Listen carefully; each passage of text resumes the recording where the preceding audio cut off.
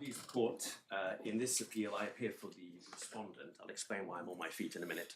I appear for the respondent of the appeal, NTDC. I'm Toby Landau, appearing together with Ms. Catherine Drummond. The appellant, SHPL, is represented by Mr. Mike McClure, KC, and Ms. Syra Parrock. Yes.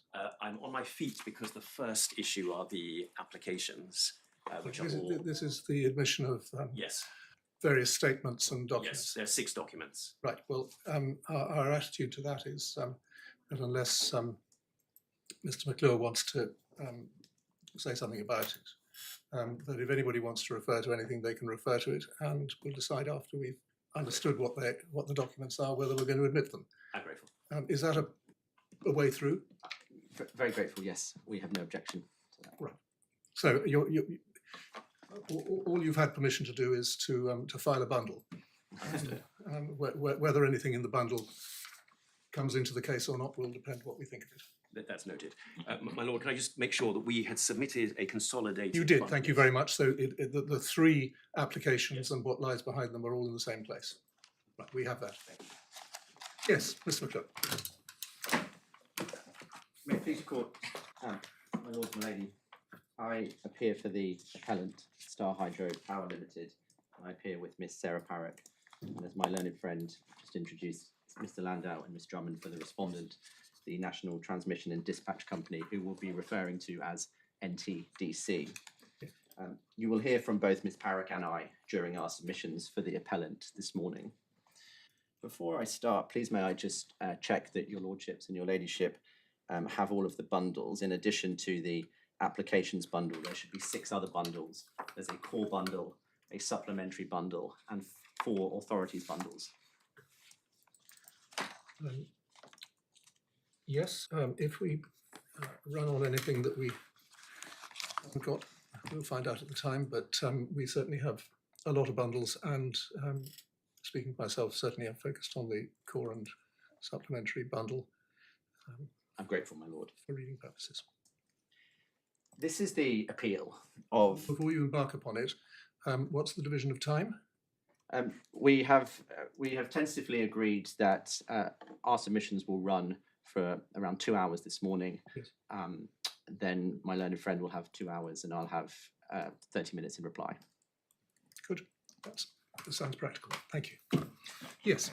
So, my lords, my lady, this is the appeal from the order of Mrs. Justice Diaz, dated the 12th of December 2024, pursuant to which the learned judge declined to grant an interim anti-suit injunction in favour of my client, which we sought in relation to proceedings that NTDC had commenced in the Lahore court on the 7th of August 2024, which we say are an attack on an arbitration award issued by Mr. Laurent Guifez in LCIA arbitration number 215280, dated the 7th of May 2024. And we define that arbitration as the award and the proceedings in Lahore as the Lahore proceedings.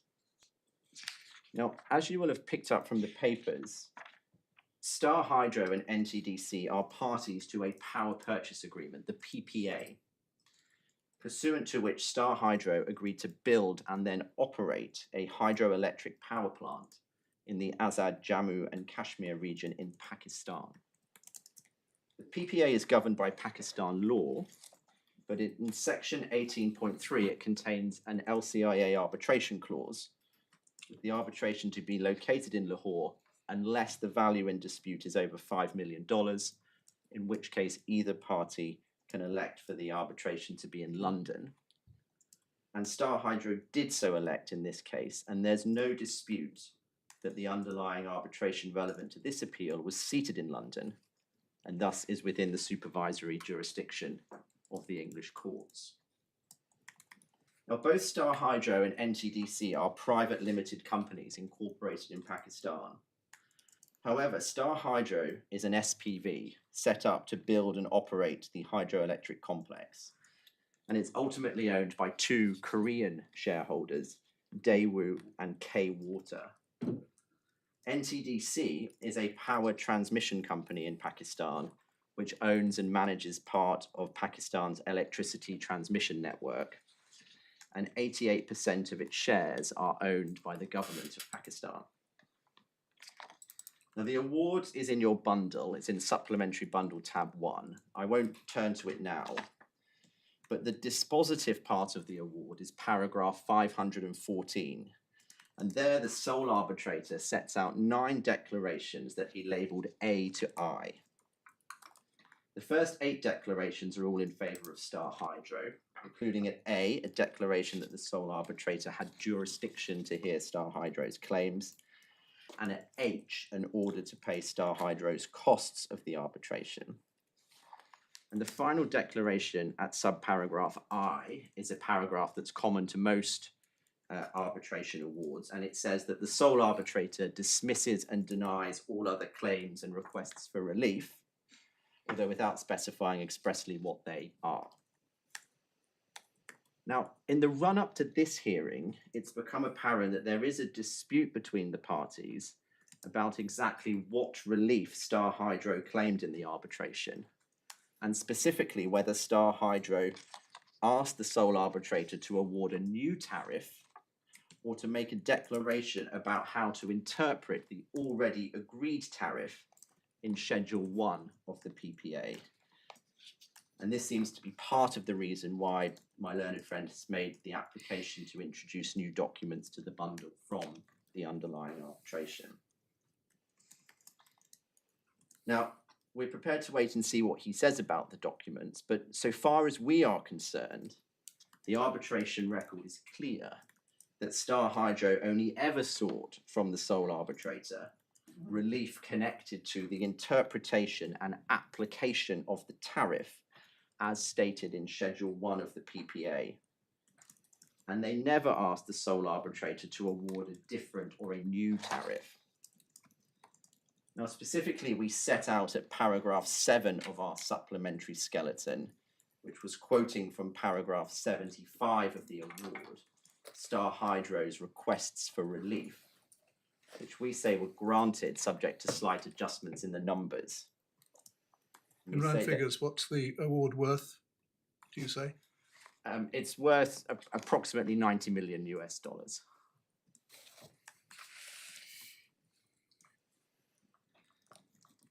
Now, we say if you look at our prayers as in the arbitration as set out at paragraph 7 of our supplementary skeleton, it's clear they were connected to Star Hydro's entitlement under Schedule 1 of the PPA, and it was never asking the sole arbitrator to award anything else, and certainly not a new or a different tariff. And I'd like to take you briefly to 2 further paragraphs of the award that should hopefully put this beyond doubt. If I could ask you to turn to the supplementary bundle, tab 1, which is the award itself, page 52, and in particular paragraph 234.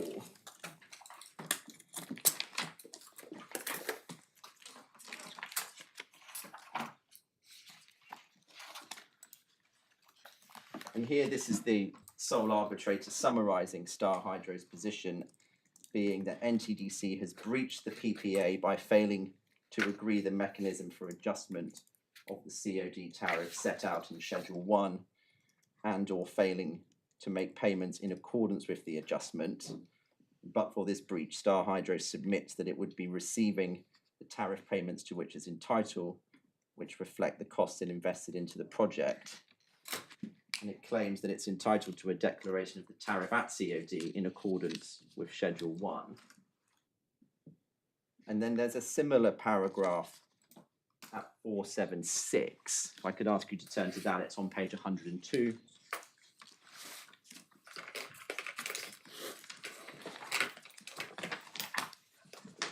The sole arbitrator notes that he agrees with the claimant that having determined that the tariff which arises from the application of Schedule 1 is higher than that currently being paid, the claimant's entitled to the difference between what has actually been paid since COD and what should have been paid based... Sorry, can you give me that paragraph again? It's 476.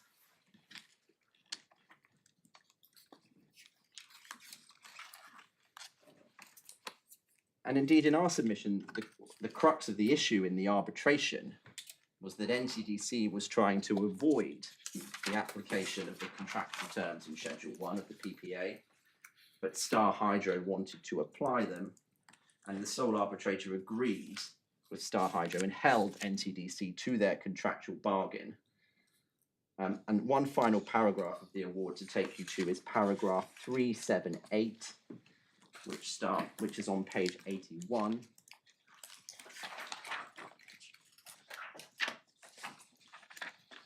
And starting 4 lines down is the part I'd like you to focus on, where it says, notwithstanding NTDC's public-facing role, it's still a commercial entity which has voluntarily entered into a commercial contract and cannot escape the implications of the terms it has agreed to. If that means money is owed to Star Hydro, then that sum is due as a matter of contract.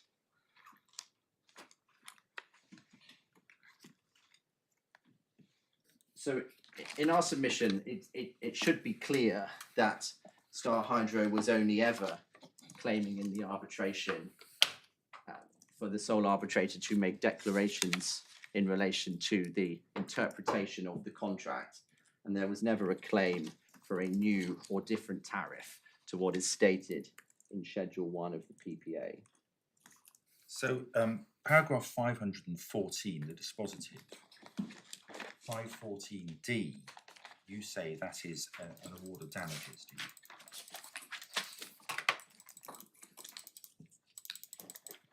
Yes, my lord, we do.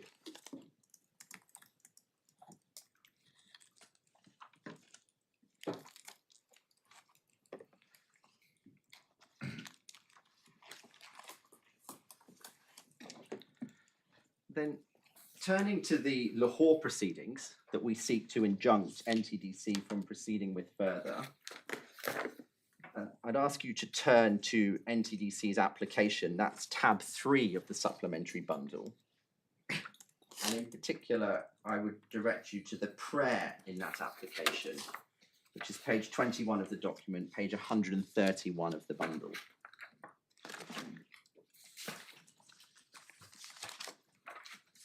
Before you go to the prayer, just going back one page, 130. What do you have anything to say about paragraph 40?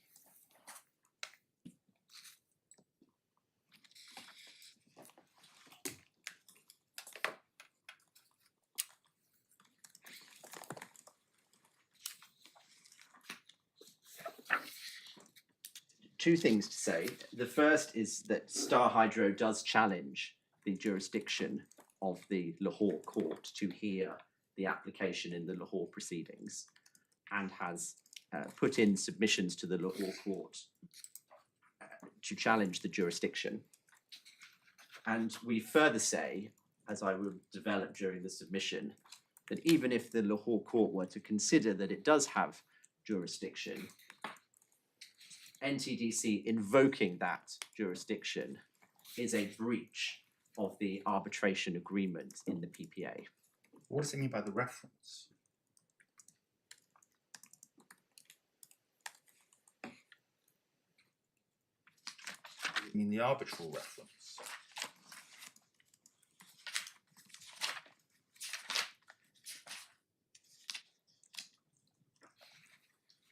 My lord, I may need to get back to you on that, but our understanding was the reference was to the application that had been made in Lahore and not the arbitration itself. So the reference is the application contained within the document here. I see.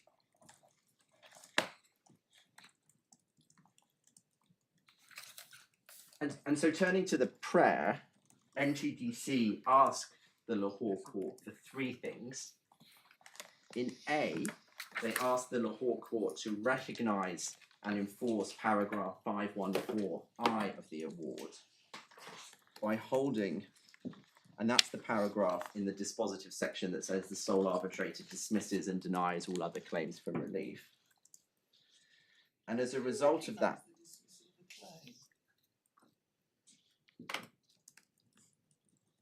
sorry, my lady, I didn't hear the question. I said, how can you recognise the dismissal of a claim?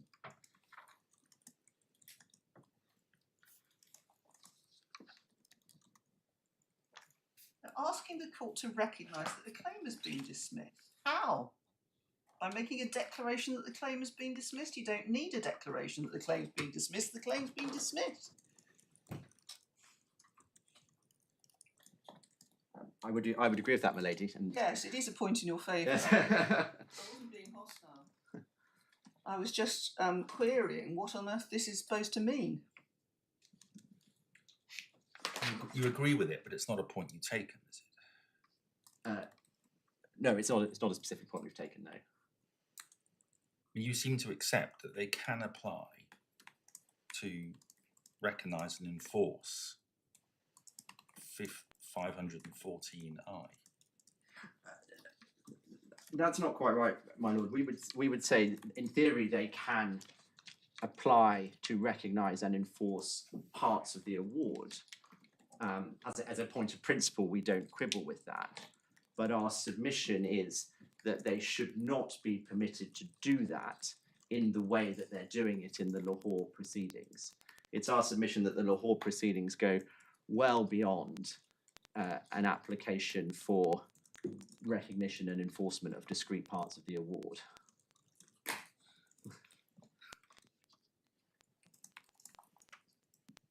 As per Roman 2. Yes, exactly, sir. My lord, exactly, my lord. It's asking them to recognise and enforce by asking them to say that most of the award isn't recognisable or enforceable. Quite, my lord. And that is what we say is impermissible. Yes. But it wasn't just sub I. It was paragraph, what they describe in paragraph 30 of the application, which we have at 124. It's a long description of what the arbitrator didn't do. So they're asking for that to be recognised and enforced.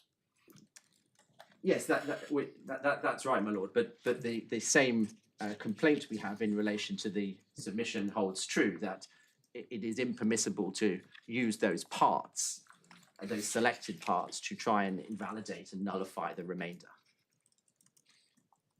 Well, how can you recognise and enforce something that isn't a dispositive part of the award?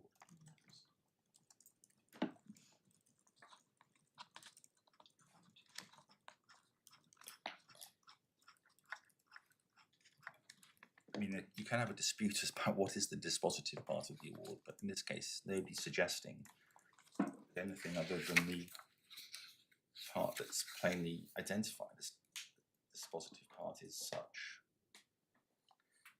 You can't enforce reasoning, you can only enforce the award.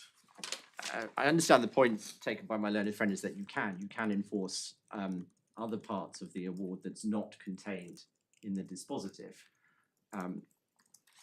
Again, we would accept that may be permissible in certain circumstances, but is not permissible in relation to this award in the way that they are trying to do it.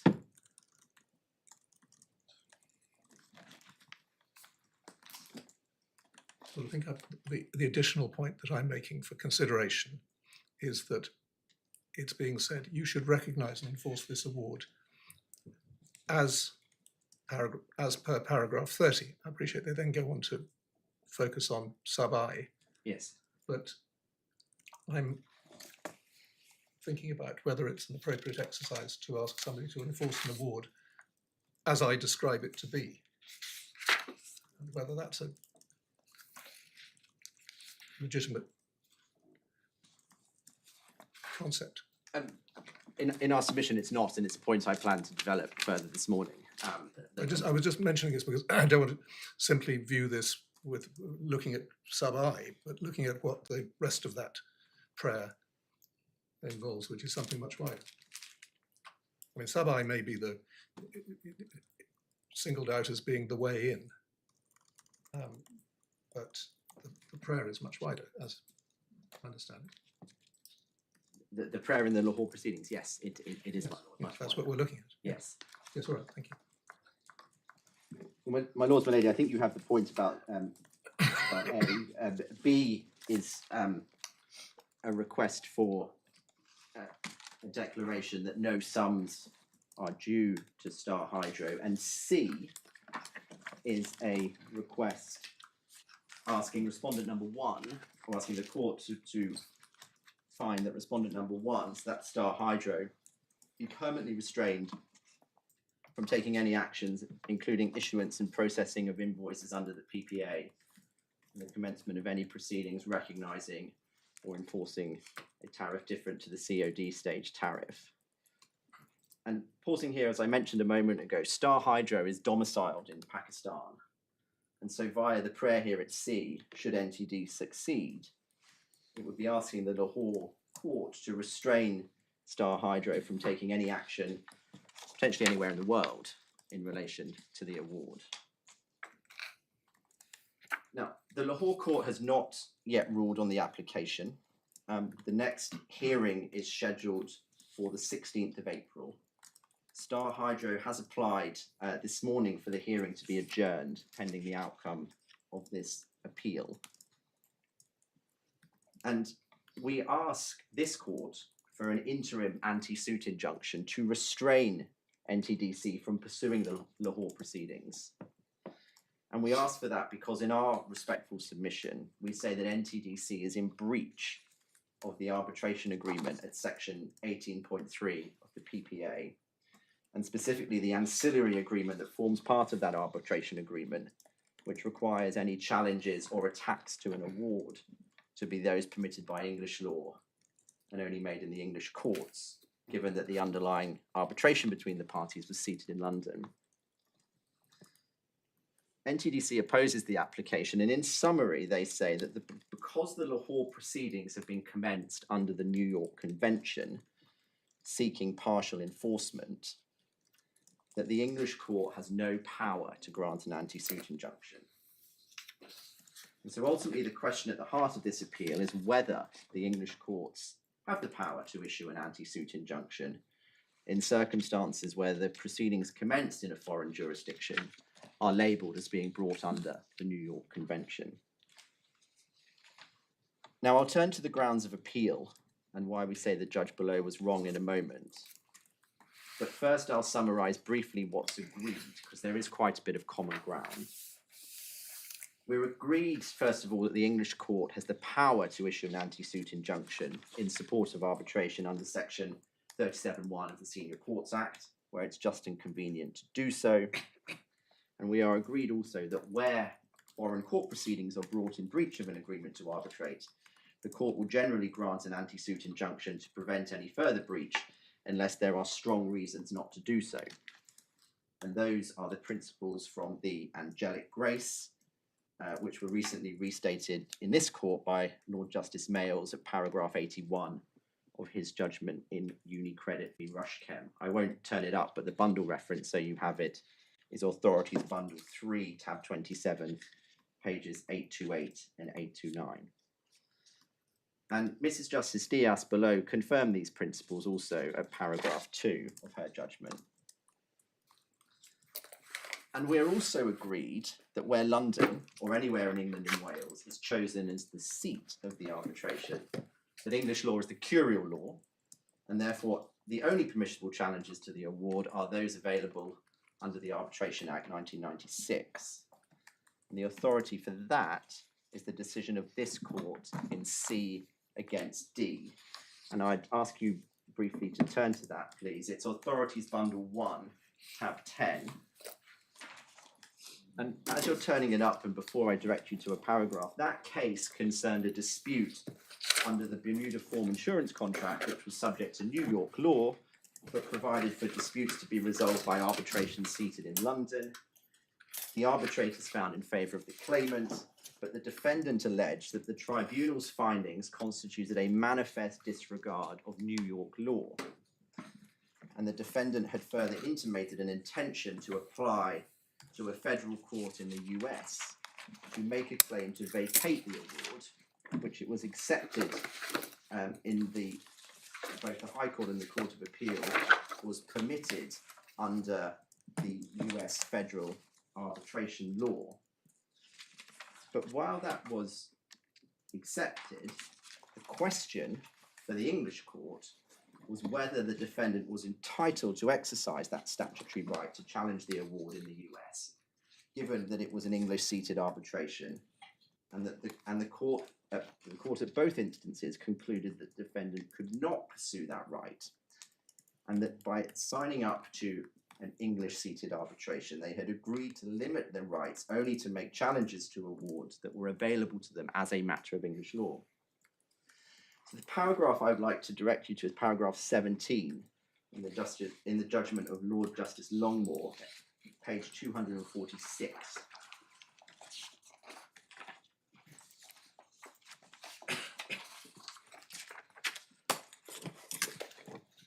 And Lord Justice Longmore notes there that a choice of seat of the arbitration must be a choice of forum for remedies seeking to attack the award.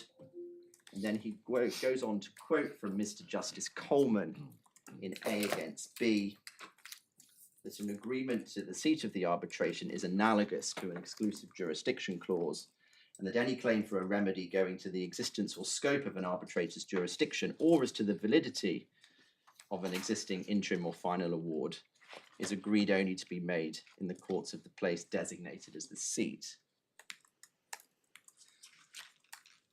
And while you have those two paragraphs open, one point I want to emphasize are the references to the parties choosing an English seat. And I emphasize that word choice. The choice of an English seat is a deliberate choice made by the parties, which in our submission means that amongst other things, that choice entails signing up to a regime that has very limited options available to challenge or attack an award, plus also the ability to obtain an anti-suit injunction should your counterparty break that promise and try to mount additional challenges in other jurisdictions. As I said, there's no dispute in relation to those principles, but NTD's position, with which Mrs. Justice Diaz agreed at first instance, is that signatory states to the New York Convention, so that includes the UK, have agreed that an award made in one contracting state can and indeed must be recognised and enforced in any other contracting state, and that those other contracting states have undertaken a binding obligation to recognise and enforce awards made in accordance with the convention when asked to do so. And so it follows on NTDC's case that because the Lahore proceedings have been brought under the New York Convention and its implementing legislation in Pakistan, that it is to be assumed the Lahore court will comply with its international obligations and only allow recognition or enforcement in accordance with the provisions of the New York Convention, and that the English courts have no policing role in that respect. That's paragraph 6 of the judgment below. And it's our submission that that's wrong. In particular, while we do not suggest, and we never have, that the English courts have a role in policing the courts of any other New York Convention state, we submit that the English courts do have a role to play in holding parties to London-seated arbitrations to their contractual bargain, and to restrain a party if what it is trying to do in a foreign court is in substance an attack on the underlying arbitration award. Now, specifically, we have permission to appeal on 3 grounds. Those are set out in tab 1 of the core bundle, page 16. Mrs. Justice Diaz herself granted us permission to appeal on the question that the court erred in finding that the New York Convention can be used preemptively. And the Court of Appeal also granted us permission for 2 additional grounds. The first, which is labelled as ground 2, being that the court erred in its approach to characterisation of the claim in the Lahore courts. And second, that the court erred in finding that the claim brought in the Lahore court did not seek to undermine the award. And our plan is to structure the submissions around those 3 grounds. But our plan is that I will start with grounds 2 and 3, so the 2 grounds that the Court of Appeal granted us permission on, and then I'll pass to Ms. Parrock, who will deal with ground 1. So starting with ground 2, What, before you do, can I just ask you this? You said that what you're seeking is an interim anti-suit injunction. But interim pending what?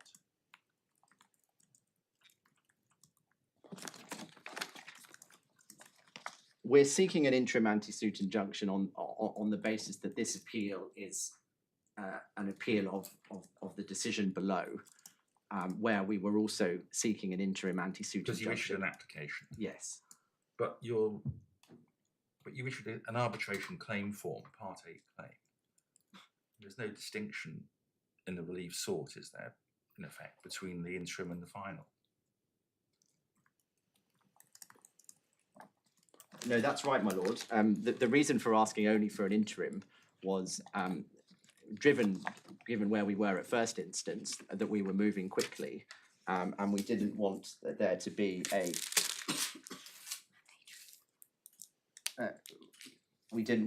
a suggestion that we'd move too quickly towards a final mandatory To discontinue.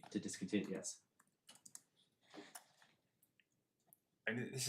This is an issue that just continually arose, certainly when I was sitting in the commercial court.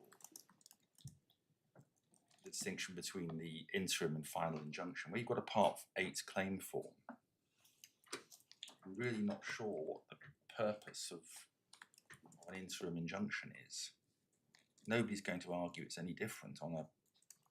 You're not going to come back for a trial of the Part 8 claim form, are you? Maybe it's Mr. Landau to say. I think it is, sir. I'll also consider that question further and get back to you on it in my reply. Thank you.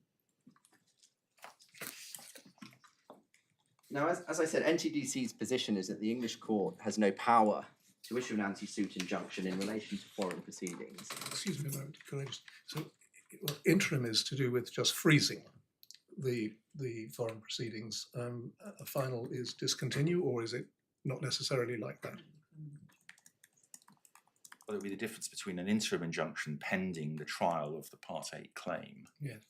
which usually wouldn't be in the full mandatory terms, and the full mandatory terms would be made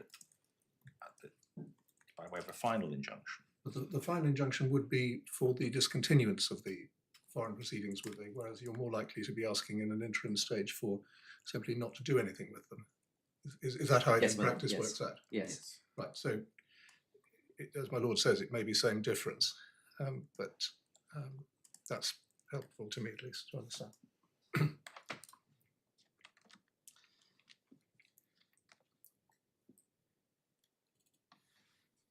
So NTDC's position is that they have a contractual right to apply for recognition and enforcement under the New York Convention in any New York Convention state, pursuant to the arbitration agreement contained in section 18.3 of the PPA. And in our submission, we say that NTDC should not be permitted to use that contractual right to seek recognition and enforcement in the specific way that it is doing in the Lahore proceedings. Because in our submission, the substance of the Lahore proceedings is that they are an attack on the award, the type of which this court said in C and D should be restrained by an anti-suit injunction. And further, in our submission, we say that the English court should not abrogate its ability to police or restrain NTDC from pursuing this attack just because the Lahore proceedings are labelled as being brought under the New York Convention. Now, there's no English authority directly considering the issue of an anti-suit injunction in relation to a claim said to be brought under the New York Convention. And so we build our submission on principles from analogous cases. And the point I'll seek to draw from these other cases is that each time, either expressly or implicitly, the English court sought to consider the substance of what was happening in the foreign court, rather than the label assigned to it. Now, the first case I would like to refer you to is actually another attempt by this same defendant to set aside an English-seated arbitration award. And it's the case of Hydro Power against NTDC That's in Authorities Bundle 2, tab 20, and I'd ask you to turn it up.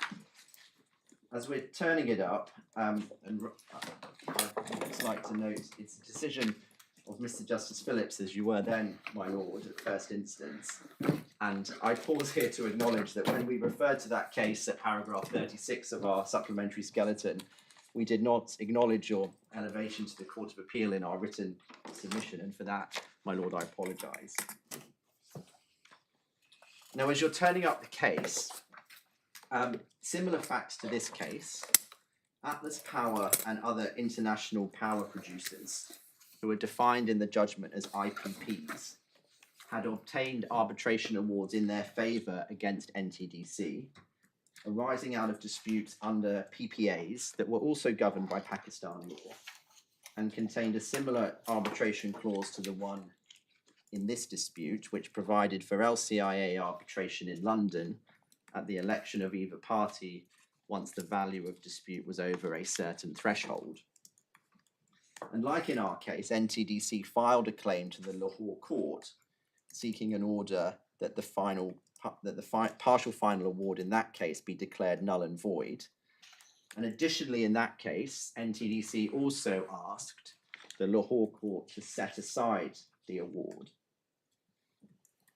And the claimants in that case, so Atlas Power and the other IPPs, they applied to the English court for an anti-suit injunction, and they relied on C and D to submit that NTDC's attempt to challenge the partial final award in Lahore, or indeed anywhere other than England and Wales, was a breach of the arbitration clause that the English court could restrain unless there were strong reasons for not doing so. And a summary of those submissions is at paragraph 28 of the decision. And so the facts are similar. There are differences. So in that case, NTDC additionally sought setting aside relief in Lahore, in addition to its declarations that the award was null and void. And NTDC also did not badge its application in Lahore at that time as one being made under the New York Convention. Similarly, also to this case, the Lahore court had been asked to issue injunctions. Although in that case, the request for the injunctions came from the government of Pakistan rather than NTDC. And NTDC's argument to resist the application of an anti-suit injunction was a little bit different to this case, and that's summarised at paragraph 32 of the judgment, which is on page 526 of the bundle. And in particular, NTDC tried to distinguish C and D on the basis that the arbitration agreement in that case was governed by Pakistan law, and NTDC argued that the courts of Pakistan had concurrent jurisdiction with the English courts over the arbitration, thus rendering it inappropriate for the English courts to grant the anti-suit injunction. And that argument was dismissed. The key paragraphs are 36 and 37, where the judgment quotes from Mr. Justice Cook from first instance in C and D, that it does not matter whether English law is or is not the governing law of the arbitration agreement. It's the curial law which governs the question of the validity of the award and challenges to it. Now we accept that in that case the proceedings in Lahore had not been commenced under the New York Convention, but in our submission the point of principle to take from that case is that it did not matter that an additional right may exist as a matter of Pakistan law that would allow NTDC to challenge the award. The question the court was concerned with was whether the attack that was being mounted in the foreign jurisdiction was one that was or was not permitted by the curial law. And in that case, the court found that asking the Pakistan court to set aside the award was not permitted by the curial law. The next case I'd like to direct you to is QBE and Generali. That's Authorities Bundle number 3, tab 25. And as you're pulling that up, that was an application for an anti-suit injunction concerning a subrogated claim between insurers in relation to responsibility for an incident which had caused damage to undersea power cables in Spain, and Generali, who insured the cable owner, had commenced proceedings against QBE, who insured the yacht that was alleged to have damaged the cables. And it commenced those proceedings in the Madrid court, alleging that the cable owner had a direct claim against QBE by virtue of the Spanish Maritime Navigation Act. And in particular, I'd like to direct you to two parts of the judgment. First, paragraph 65, subparagraph 4, which is the conclusion. It's on the left-hand side column.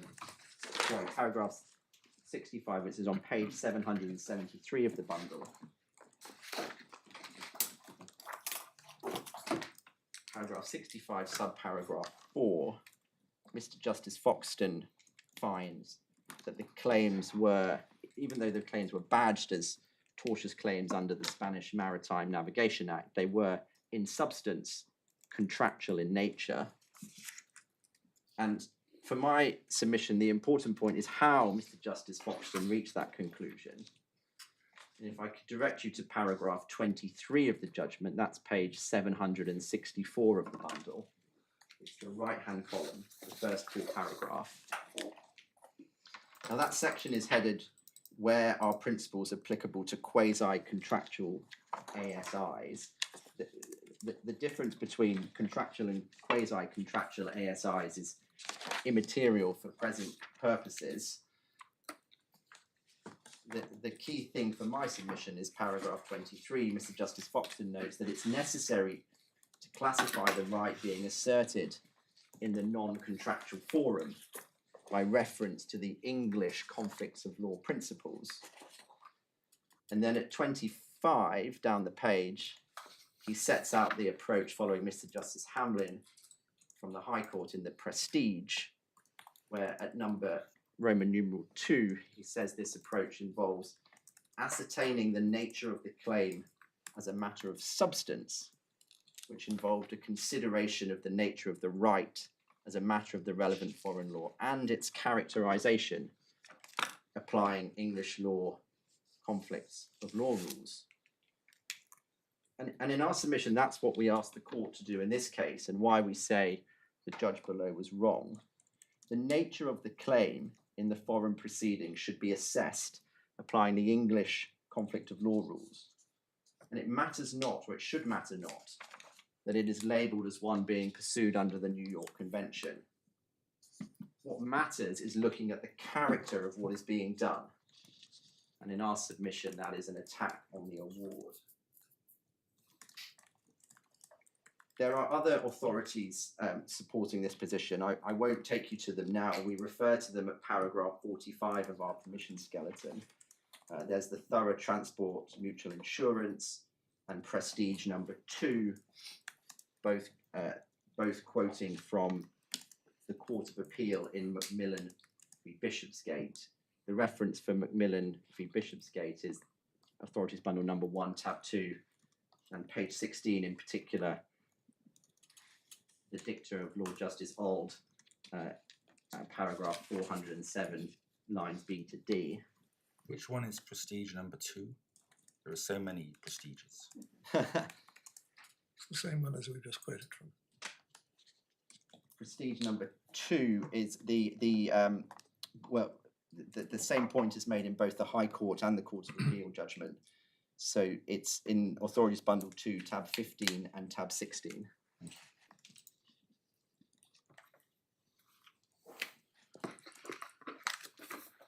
And we refer you also in our written case to an article from David Joseph in Jurisdiction and Arbitration Agreements, who notes that characterization of a claim is resolved by reference to the conflicts of law rules in the forum examining the dispute resolution clause. The task of the court is to identify the substance of the issue over the form. And in our submission, in all those cases, it did not matter if the right to challenge the award or claim existed as a matter of law in that other jurisdiction. In C and D, it was assumed that there was a statutory right under US law to apply to vacate the award. In QBE, it was assumed the Madrid court had jurisdiction to hear a claim under the Spanish Maritime Navigation Act. And in thorough transport, the District Court of Finland had even rejected a challenge to its jurisdiction. Even in the previous case before the English court involving NTDC, the Atlas Power case, the Lahore court had assumed jurisdiction and was hearing the set-aside application. However, in all those cases, the question was whether what was being pursued in the foreign court was permitted as a matter of English law or was subject to the English arbitration clause. But it all comes back down to the New York Convention, doesn't it? Because plainly this jurisdiction recognises and is party to the New York Convention. So if what's being done is permissible under the New York Convention, then we're not going to injunct it.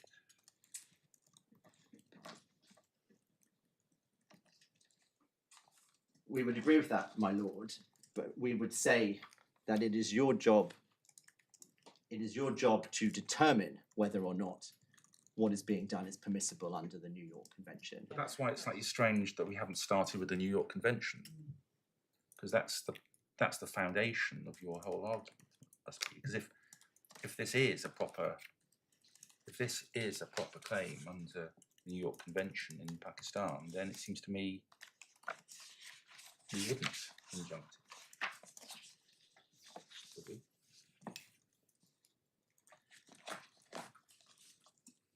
Well, let me turn to that, my lord. The claim in Lahore is a claim for partial recognition of parts of the award. That comes with it partial non-recognition and non-enforcement of the other parts. And it's our submission that such an application is not permitted under the New York Convention. If we go to the Convention, it's Authorities Bundle 4, tab 37, Article 3.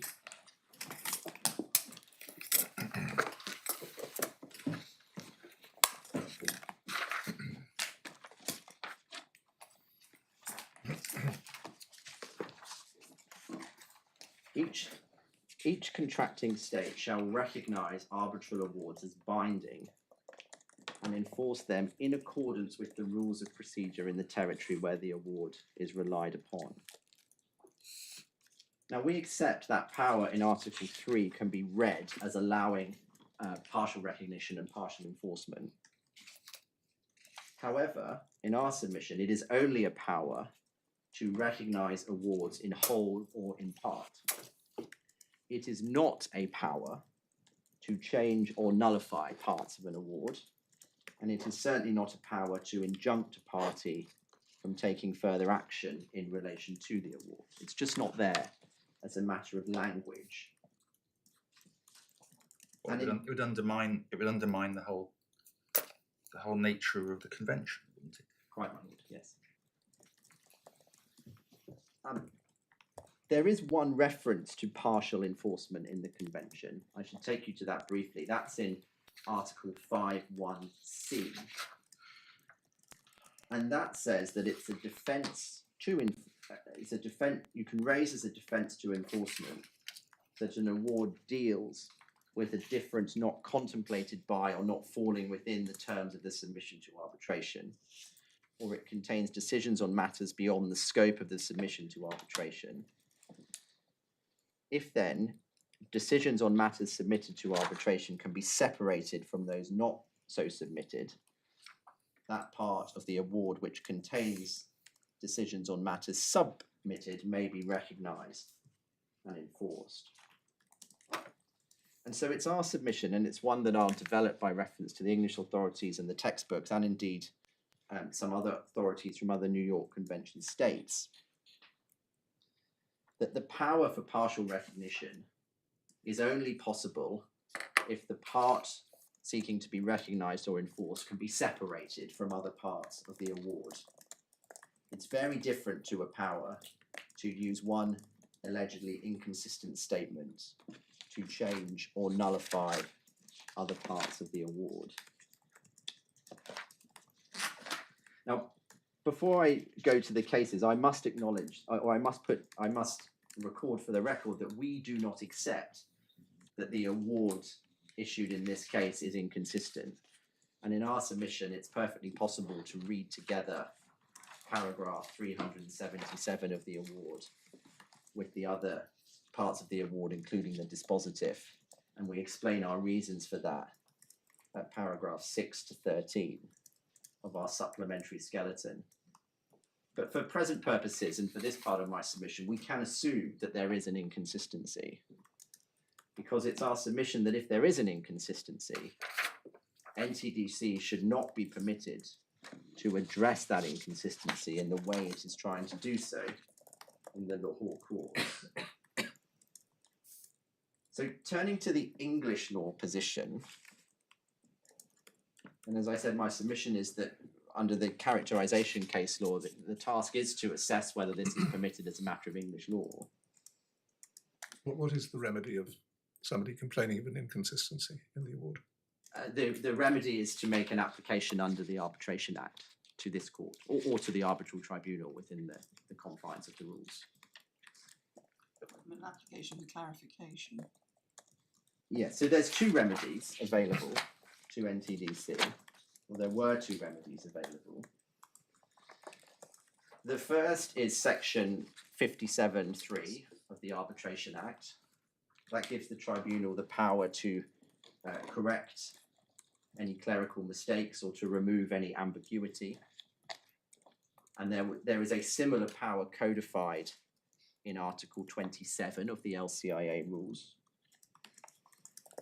And if the tribunal had refused to do that, or if they had done it in a way that NTDC was still not happy with, NTDC could have applied to this court under section 68(2)(f) of the Arbitration Act to challenge the award on the basis of an inconsistency or ambiguity. That is the ground to challenge the award. Is that this court or the commercial court?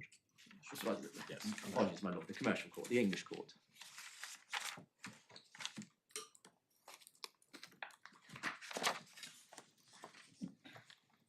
And so, Or if it said that they dealt with some matters that weren't within their terms of reference, and there might be a section 67 application. same point, my lord, yes. Or the other possibilities, it might be a section 69 application. Yes, no, on the facts of this case, because it was the LCIA rules, section 69 was excluded. But the thrust of my submission is that if there is an alleged ambiguity or inconsistency, There are plenty of ways. there are plenty of ways they could have dealt with them. Well, not surprisingly, the supervisory jurisdiction provides for us to supervise. No, my lord, quite. So the English law position on, let me turn to the English law position on why a party should not be able to seek partial recognition or partial enforcement in the way that it's doing. The authority for that is a decision of the Court of Appeal in IPCO and NNPC. And if I could ask you to turn to that, please, it's Authorities Bundle tab 1, sorry, Authorities Bundle 1, tab 12.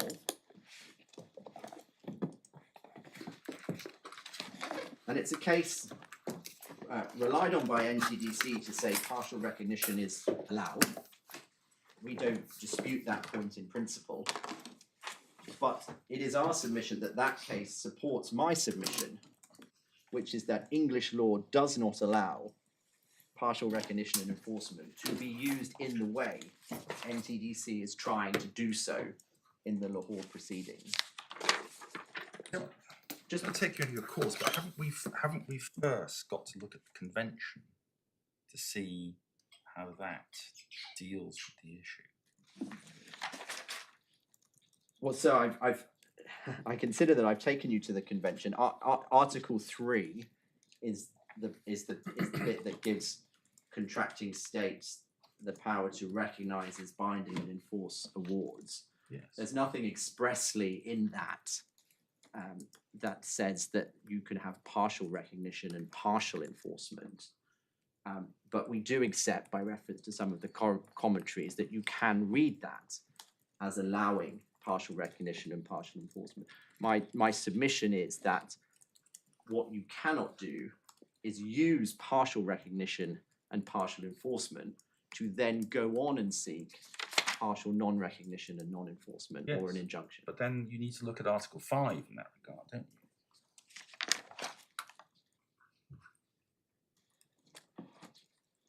Recognition and enforcement of the award may be refused.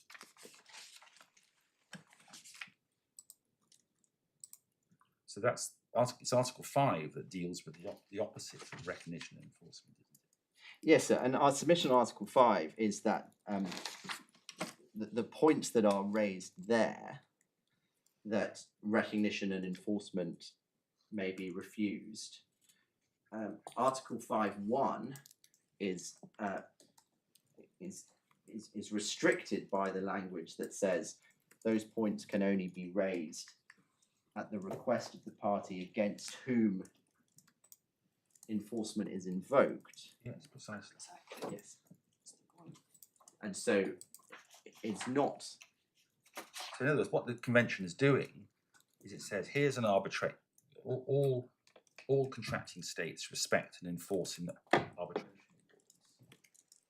So somebody can go along and enforce an arbitration award. What they can't do is go along and say, please declare its nullity.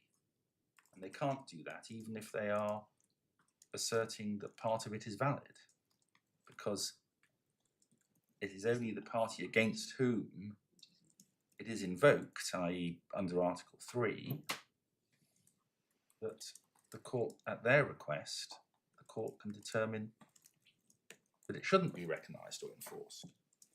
Yes, that's right, my lord. That is our submission, and perhaps we've been tripped up slightly by our division of labour between myself and Ms. Parrick, who is going to address that point. But yes, that we make that very submission. Isn't that the end of it? Well, we would hope so, sir. But I was going to develop more points just in case it's not the end of it. And as I understand it, we have an application which is purportedly to recognise and enforce, which in its terms asks the Lahore court Not to. not to recognise and enforce, but to treat it as a nullity. Well, I just don't see how that fits within Article 5.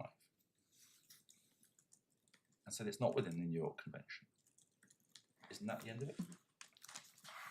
As I say, my lord, we would say yes. We very much hope that is where you come out. There is a little bit more said against us in the case, and so. Yes, but it's a difference between a sword and a shield. I mean, it applies as you can use it as a shield if somebody tries to enforce against you, but you can't take it up as a sword in order to disarm your opponent. Yes, my as I understand the point. yes, that is the point. We do say that. Well, you say there's no anti-suit. There's no case of this court granting an anti-suit injunction to stop somebody bringing an application under the New York Convention, and that is entirely understandable because most of the time, what somebody will be doing is bringing something under to recognise or enforce, and if they're doing that, but if what they're actually seeking to do is not to recognise and enforce, but to have the award set aside or revoked or nullity, then we're straight back into anti-suit injunctions to restrain a party from breaching the arbitration agreement. Yes, my lord. That we agree, and that is our submission. And you wouldn't get an anti-suit injunction if it operated in the way that Article 5 envisages. So one party seeks to enforce and the other party says, no, the agreement's not valid, or there's a procedural problem with notice of the arbitrator or something of that nature. They are defending, and therefore there's nothing to anti-suit. They're actually, you can't preclude them from defending themselves as envisaged by Article 5. So it all works perfectly well, and as my lord says, it then explains why there wouldn't be any case law on this? No, quite, my lady. We don't quibble with the point that you can raise Article 5 as a defence, and there is English authority on that. But yes, our point is you can't use it preemptively. And I'm very grateful for the questions, my lords, my lady. It's probably allowed me to be shorter with my submissions than I was intending. But with permission, I would just like to develop slightly this point on the English law restriction on partial recognition and enforcement, because I think it helps reinforce the point. IPCO and NMPC, so Authorities Bundle 1, tab 12. And the facts of that case were that IPCO had applied to the English court to enforce an award for just over $150 million US. And that award itself was made up of 6 separate amounts under 6 different heads of claim. The seat of the arbitration was Lagos, and NNPC had applied to the High Court in Nigeria to have the award set aside.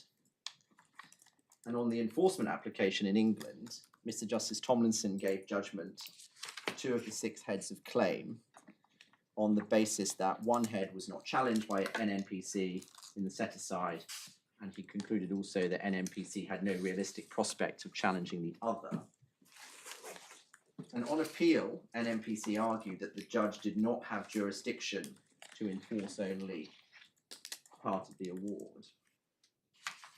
And I'd like to direct you to 3 parts of the judgment. First is paragraph 14. It's the decision of Lord Justice Tuckey. It's page 303 of the bundle.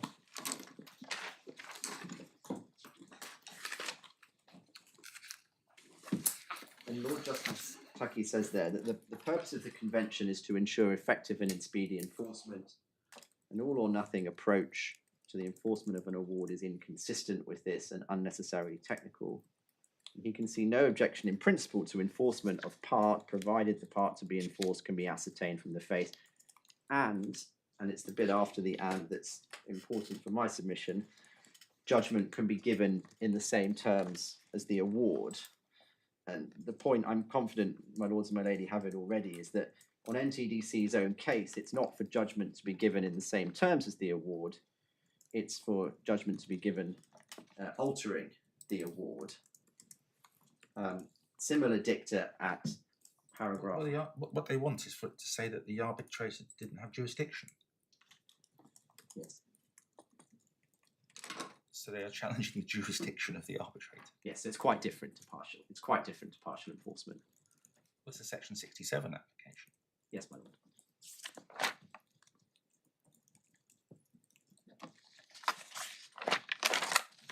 I'm grateful, my lord. I hear that you have. I think you have this point.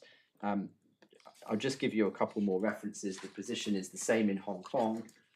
The authority for that is JJ Argo Industries, Authorities Bundle 4, tab 31.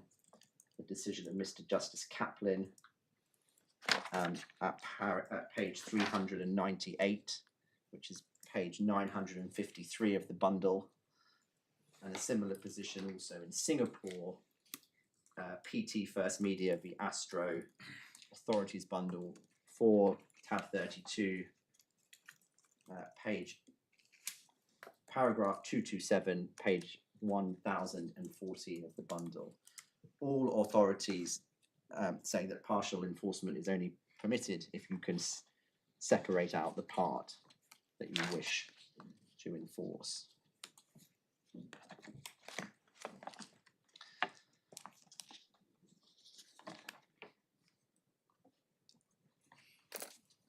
I'll hand over to Miss Parrock in a moment, but before doing so, I would just like to address you briefly on what NTDC call its alternative case, which it sets out at paragraph 62 to 67 of its written case, that the Lahore proceedings also include an alternative application for full recognition and enforcement of the award, and that's directed at prayer B of the Lahore proceedings. What paragraph did you just refer to?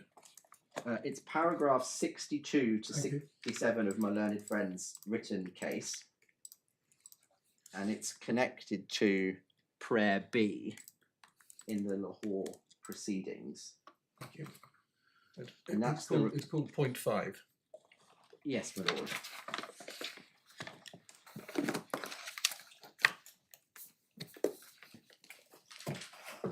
And they're seeking there a declaration that the sums due to Star Hydro pursuant to paragraph 514D of the award is 0.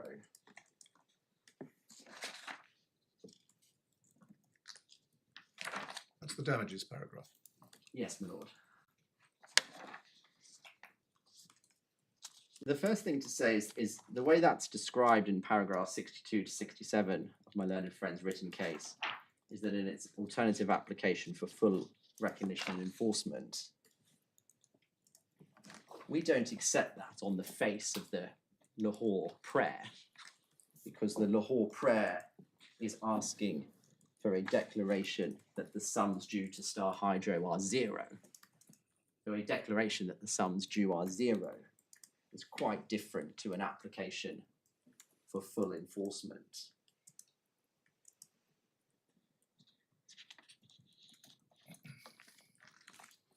Now, to help you understand the argument, it's helpful to go to paragraph 473 of the award. So that's supplementary bundle tab 1, page 100.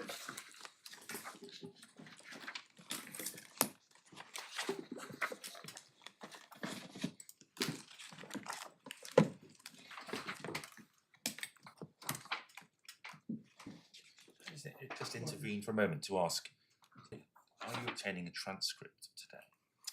We are. This is being transcribed now, is it? I don't think so. Not currently, but it'll be transcribed afterwards, my lord. Sorry, transcribed, you mean? It's It's not. not It's being- not being transcribed now in real time, but we have made arrangements for there to be a transcript afterwards. Right, That that is- is that because could take- that's because it's being live streamed, is that it? Yes, my lord.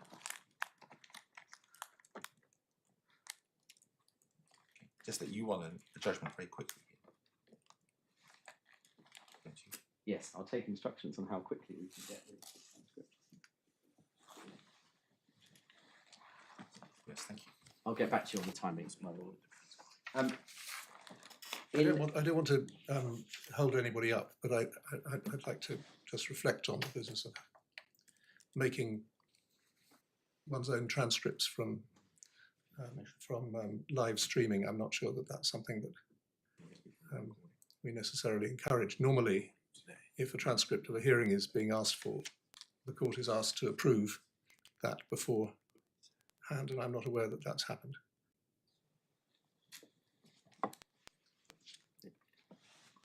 No, that is right, my lord. I think that we've asked for agreement, but we haven't received it, which is why we're in the situation that we're in. I think there is. Well, no, the answer to that was to ask us to approve it, and I'd have needed some persuading that we wouldn't, if you're prepared to pay for it.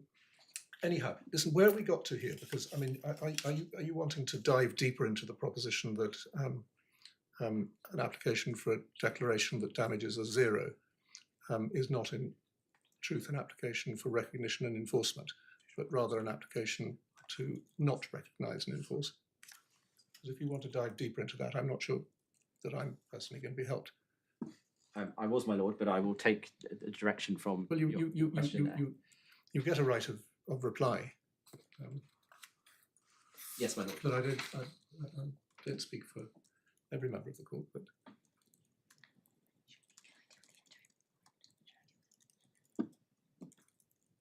Well, on that, my lord, I will rest. Miss Parrock will briefly do some submissions on And if there's a passage in one of your skeleton arguments that contains all this, then very happy to be told where to find it if we need it. No, grateful for the direction, my lord. I'll reflect and deal with anything in reply as is needed. Yes, we're content with that. My lords, my lady, I don't intend to keep you long at all, because I think your lordships and your ladyship have the point. But I will just address 3 points and also answer your lordship's question about interim and final relief sought. So if I deal with that first, my lords, my lady, we did apply for an interim anti-suit injunction because there was relative urgency. So there was a curtailed timetable, and it was thought that it may not be possible for both parties to obtain all evidence to seek a final injunction. The difference in the relief between the interim and the final injunctions are that, at least in my experience, the commercial court has been unwilling to give mandatory injunctions at the interim stage. So at the final stage, we did seek in the claim form a mandatory injunction. But time has now passed, and as Mr. McClure said, we are appealing Mrs. Justice Dias's decision on the interim application, so it seemed right, and I do recall there was a discussion about how it would work if we were getting permission to appeal, that we would be appealing her interim decision. But it may be that if the respondents aren't able, have no new evidence that can alter the position, that we could move swiftly to a final injunction. But that's how it came about. Yes, I see. In terms of the substance, as I said, your lordships and your ladyship have the points I was going to make, but just to raise 3 quick points.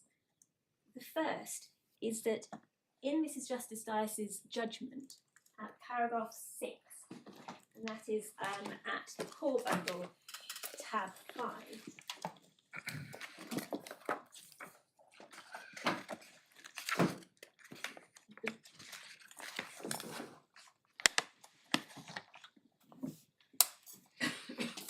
Mr. Devan Casey, who was representing the other side, had made the point that because it was their claim in Pakistan was a New York Convention claim, that was the end of any possible involvement for the English courts.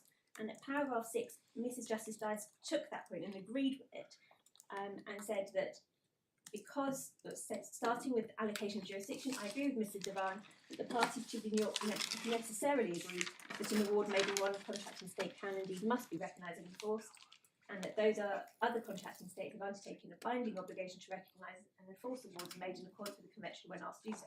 It seems to me that it must therefore be assumed that the court which is being asked to recognise or enforce an award, whether in whole or in part, will comply with its international obligations and do so, and only in accordance with the provisions of the Convention. The English courts have no policing role in this respect.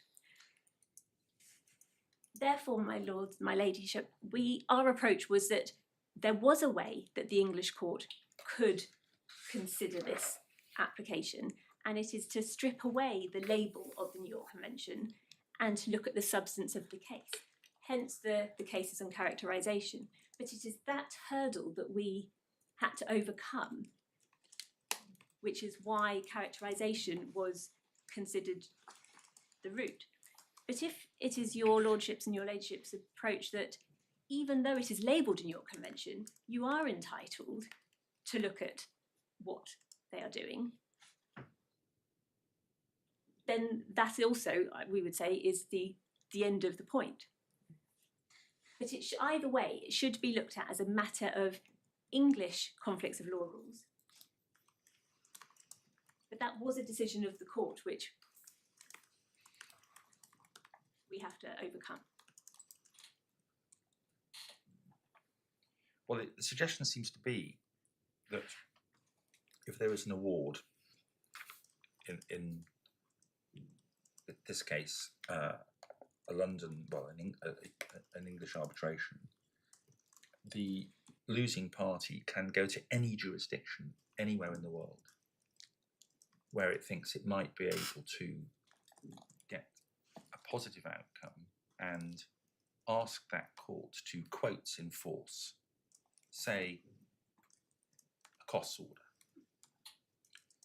And at that point, according to Mrs. Justice Dyers, this court says, right, we have nothing more to do with this because it is badged New York Convention, and in fact, presumably, a party could take multiple. They could start 20 actions in 20 different Indeed, my lord. jurisdictions Yes, my lord. and seek in each of them and hope one of them will come up trumps. Indeed, my lord. And none of that can be right. I respectfully agree, my lord.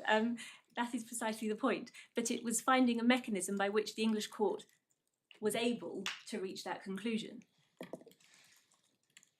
And we say whether your lordships and your ladyship take the approach that the New York Convention badge doesn't give the respondents the right to do whatever they like, or whether you strip away that label and truly characterise the claim, it doesn't matter to us.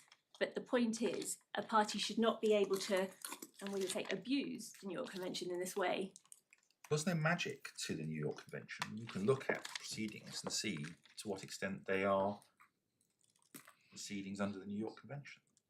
Surely. We would agree.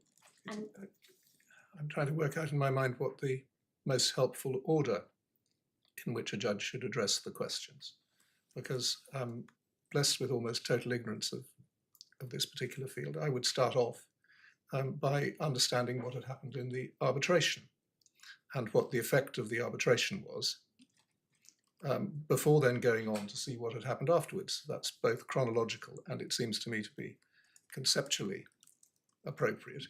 And I'm not at the moment understanding why it seems to have happened backwards in this judgment.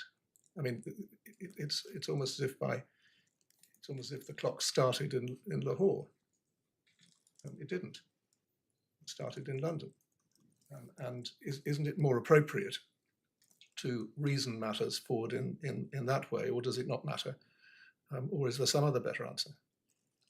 well, my lord, I would say that your lordship's suggested approach would be the sensible one.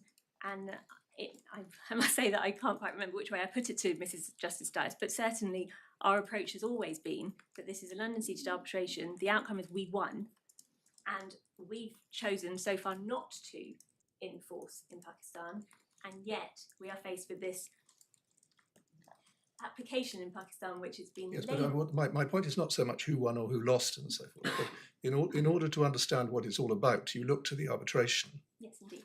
And then you go on and consider what is being sought to happen. And if it's a perfectly good application under the convention, then hands off. Whereas if it's really a backdoor attempt to frustrate the award, it might lead to a different conclusion. Indeed, my lord. Well, it probably would. Yes, and we would say that's exactly what this is. It's an attempt to outflank the supervisory jurisdiction of the English court because it was an a London-seated arbitration. Right. So one of the reasons why the judge may have been wrong, if she was asking the questions in the wrong order.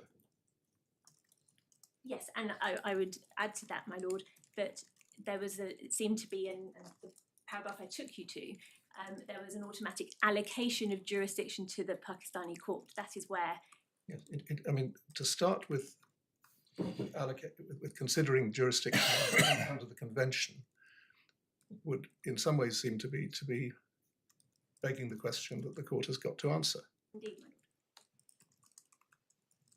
my lord. I'm trying to summarise your case, not express a view. But that is exactly it. Her ladyship put the cart before the horse by allocating jurisdiction to Pakistani courts and then saying, well, I can't get involved. And we would say that is entirely the wrong way round.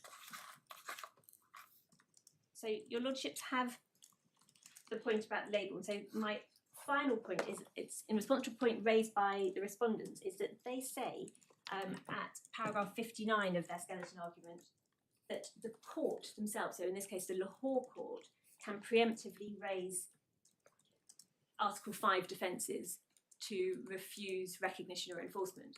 And they say in their skeleton argument that we ignore that point. My lords, my lady, we don't ignore it, but it doesn't help them. It doesn't help them because, again, the court can only raise Article 5(2) defences of its own volition if recognition of an award or part of an award is actually sought.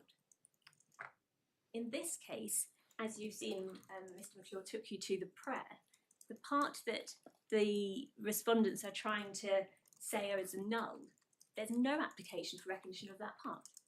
So the court's preemptive right to raise those defences doesn't arise because the question was never put to them. No, but we're not restraining the Pakistan court No, indeed. from raising anything.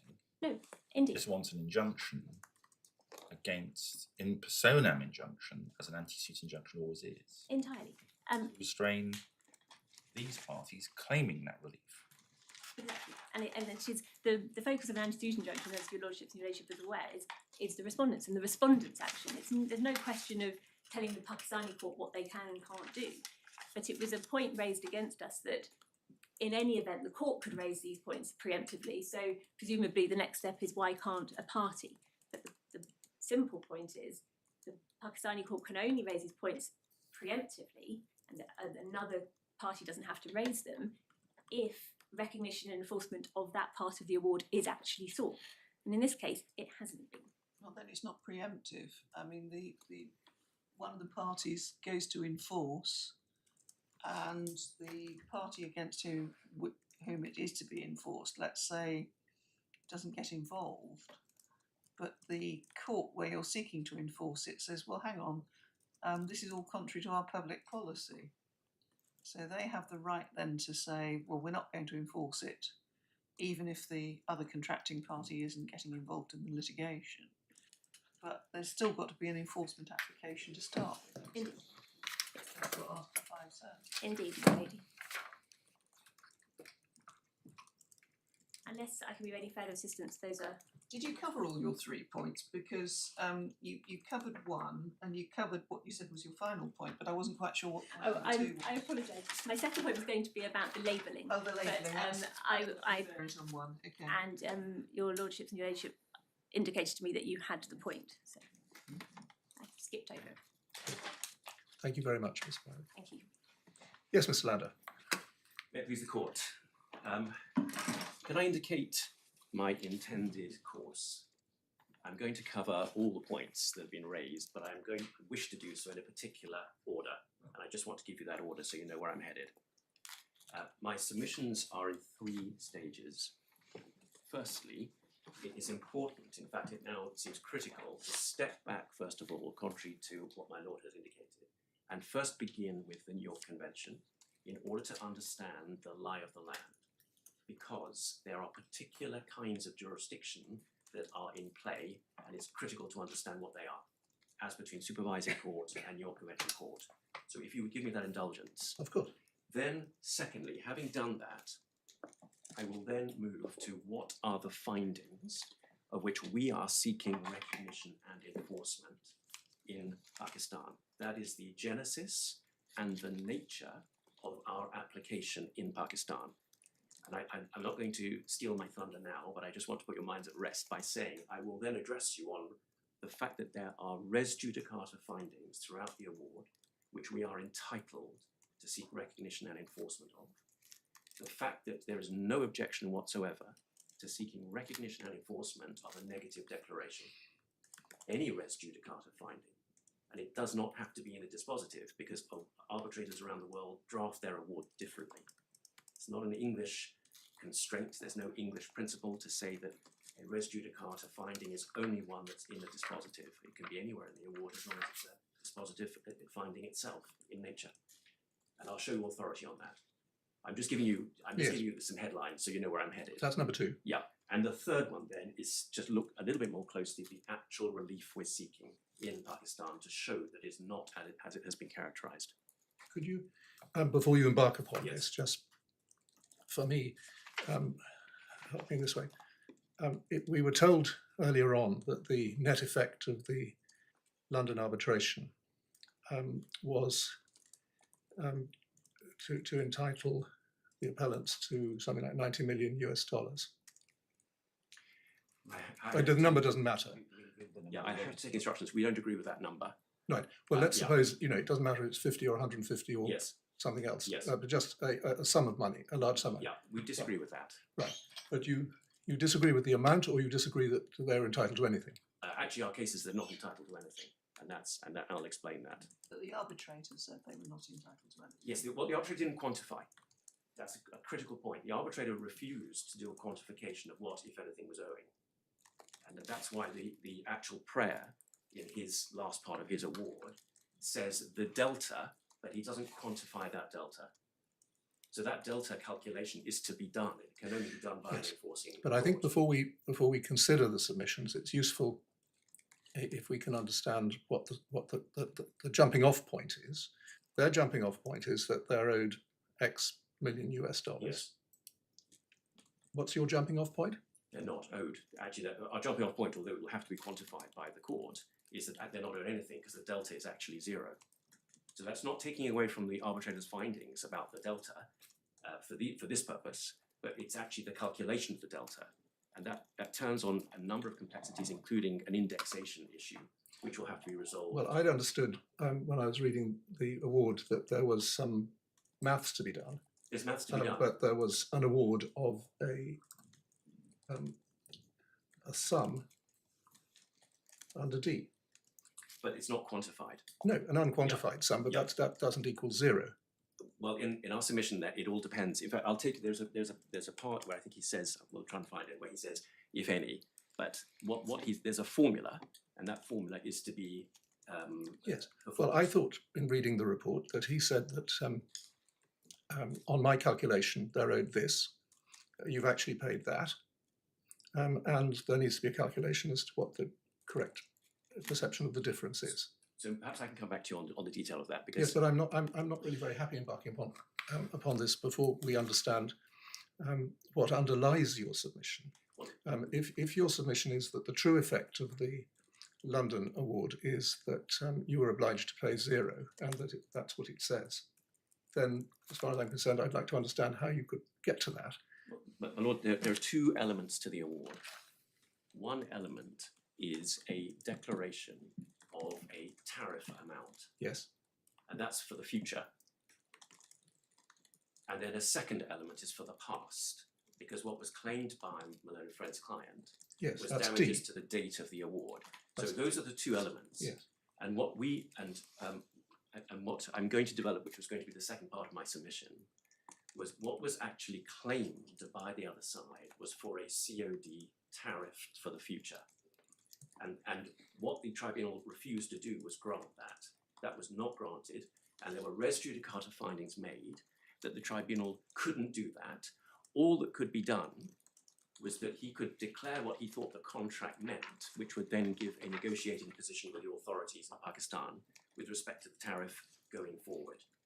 What then happened, so that's distinct from damages from the past. What then happened was that we started to receive invoices, these are part of the additional Yes. documents we put in, invoices from the other side asserting a COD tariff in accordance with the arbitrator's conclusion. And that was the trigger for us to go to the Pakistan court. Why was it the trigger for you to go to the arbitrator? The arbitrator's funked us at that point. If The arbitration is over. if there is a genuine sorry. Sorry, you can start a new But we arbitration. don't need to, with respect, we don't need to start a new arbitration at that point. Because But we it's a have got res dispute, it's a judicata dispute. findings already in our favour on this.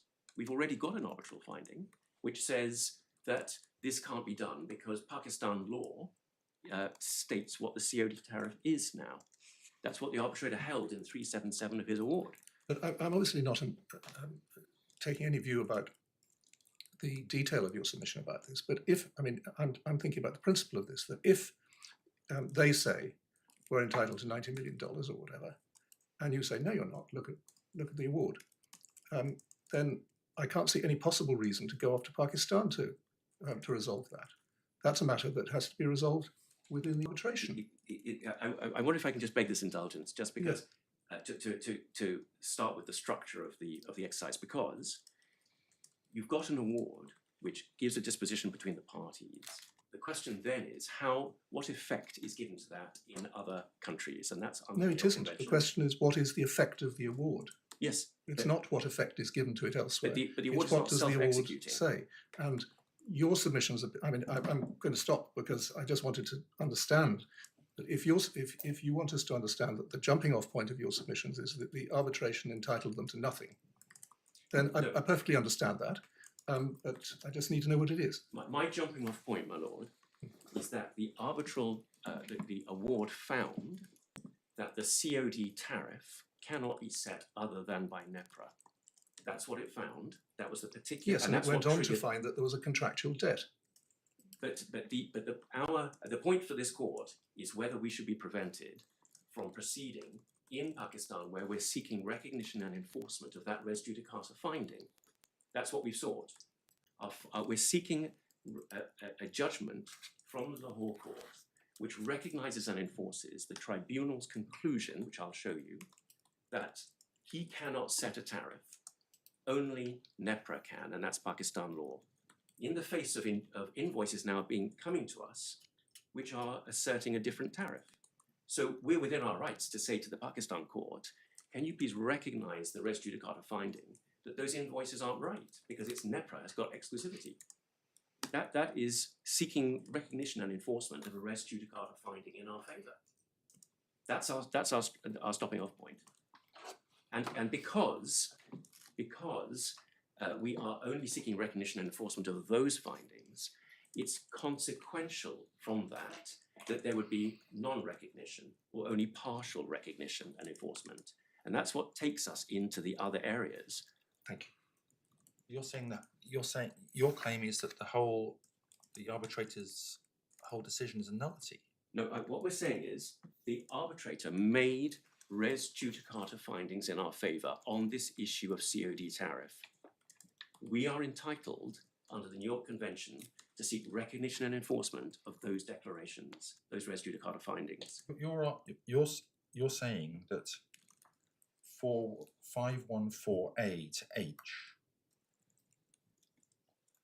are not recognisable or enforceable. Yes, because they're actually under. I'm saying that it's those paragraphs But that we're you not say saying that don't in, give rise to you owing any money. but we're not saying that in the abstract. We're not going to court and saying, can you please rule these paragraphs are not recognisable and enforceable? We're not. What we're saying is we're going to the court and saying, can you please recognise and enforce these findings in the award? And that's partial recognition and enforcement. Now, a consequence of that, of course, is we'll have to show the court why the rest isn't. But what we want is recognition and enforcement. Why do you have to show the court why the rest isn't, Mr. Landau? Because we have to show the court that there should be only partial recognition and not full recognition in our alternative case. No, you simply have to show that the bit that you want recognised is severable. Well, my lady, can I just say severable? That's a question for the Pakistan court, not the English court, as to whether an award is severable or not. And there's already a Pakistan decision on this, which, by the way, is an issue of estoppel between the parties. Right. Well, now, I was just wanting to know what your jumping off point for the three Yeah. stages, and that's been helpful to me at All least. right. So we'll now get down to Thank you. I'm grateful. your reason. Thank you. My Lord, my Lady, can I please, the indulgence I'll ask now is that you allow me to start from the very beginning Yes. about the structure of the New York Convention. Because the other side have built into their case all sorts of misconceptions about how this convention works with respect. Firstly, there are obviously two different jurisdictions at play. The jurisdiction of the supervising court and the jurisdiction of New York Convention courts. Those jurisdictions and the remedies that are available in each are fundamentally different. On the one hand, when you are talking about the supervisory court, it alone has a jurisdiction to rule upon the award as an instrument, erga omnes, for all purposes and all time, because the instrument is coming from the seat. That's its genesis. That's its legal order. It's only the seat that has section 67, section 68, and section 69. It is only the seat that can remove all res judicata effect from the award as an instrument. And that will affect everyone, because the instrument is no more. It's been set aside or it's been interpreted. And that would then, under Article 5.1e of the New York Convention, I'll take you to the text in a moment, that is a ground under the New York Convention to allow all other courts not to recognise and enforce because the award's been set aside. On the other hand, the jurisdiction for New York Convention courts is fundamentally different. it is restricted to the effect of the award in that jurisdiction, nowhere else. So we now have 172 countries signed up, ratified to the New York Convention. If the London court in this case sets aside or does something to the award, that will impact on 171 other countries. However, if one of the other 171 countries says something about the award that has no effect, there are some riders I'm going to come to later, but as the broad structure, has no effect on the other countries. They've all got their own mandate to decide on the award, recognition and enforcement in their own jurisdiction. That's point number one. Forgive me, I know it's basic, but I'm going to build on this. If one thinks of it for now, if I can give you a conceptual graphic, piece of paper with a line down the middle, which I'm going to come back to. One side you have got the seat, supervisory court. On the other side you have got New York Convention courts. And the jurisdiction is very different on each side. Now the next point is this expression, attack on award. My learned friend's case is premised upon the fact that we are attacking the award, and therefore what we're doing is not within the New York Convention. And that is wrong. It is too simple, because on both sides of my graphic, you can attack the award legitimately. You can attack the award at the seat under section 67, 68, and if it applies, section 69. But on the other side of the line, you can attack the award under Article 5 of the New York Convention. I will come to this idea of preemptive attack later. But there is attack on both sides of that. But the point here is that you are attacking for a different purpose. When you attack an award under section 67, 68, or 69, you're doing it for all purposes erga omnes. When you challenge an award under Article 5 of the New York Convention, you're limited to the effects in that jurisdiction. And you may have to do the same in 170 other countries, absent issue estoppel, which I'll come to. But what you're doing is you are preventing recognition or enforcement. In that jurisdiction, but not elsewhere. Yes. And that's what the New York Convention architecture is. And it's well recognized that the inquiry, when you are attacking on both sides of the line, will be the same, but the remedy will be different. So if I can just give you just a couple of references to show this. There's no primacy on either side of that line, and I'll come to that in a moment. But it's known that a recognizing and enforcing court may reopen the award in the same way as the seat. For example, when looking at jurisdiction, when looking at public policy, but they're doing it for a different purpose. Can I take you just to one commentary on that, which is from the most authoritative commentator on the New York Convention, Albert Jan Vandenberg. And that is in the Authorities Bundle 4, tab 41.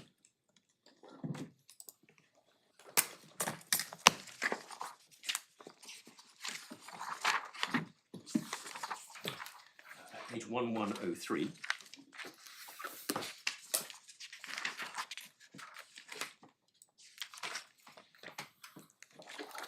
The bottom paragraph on page 1103, if you have that.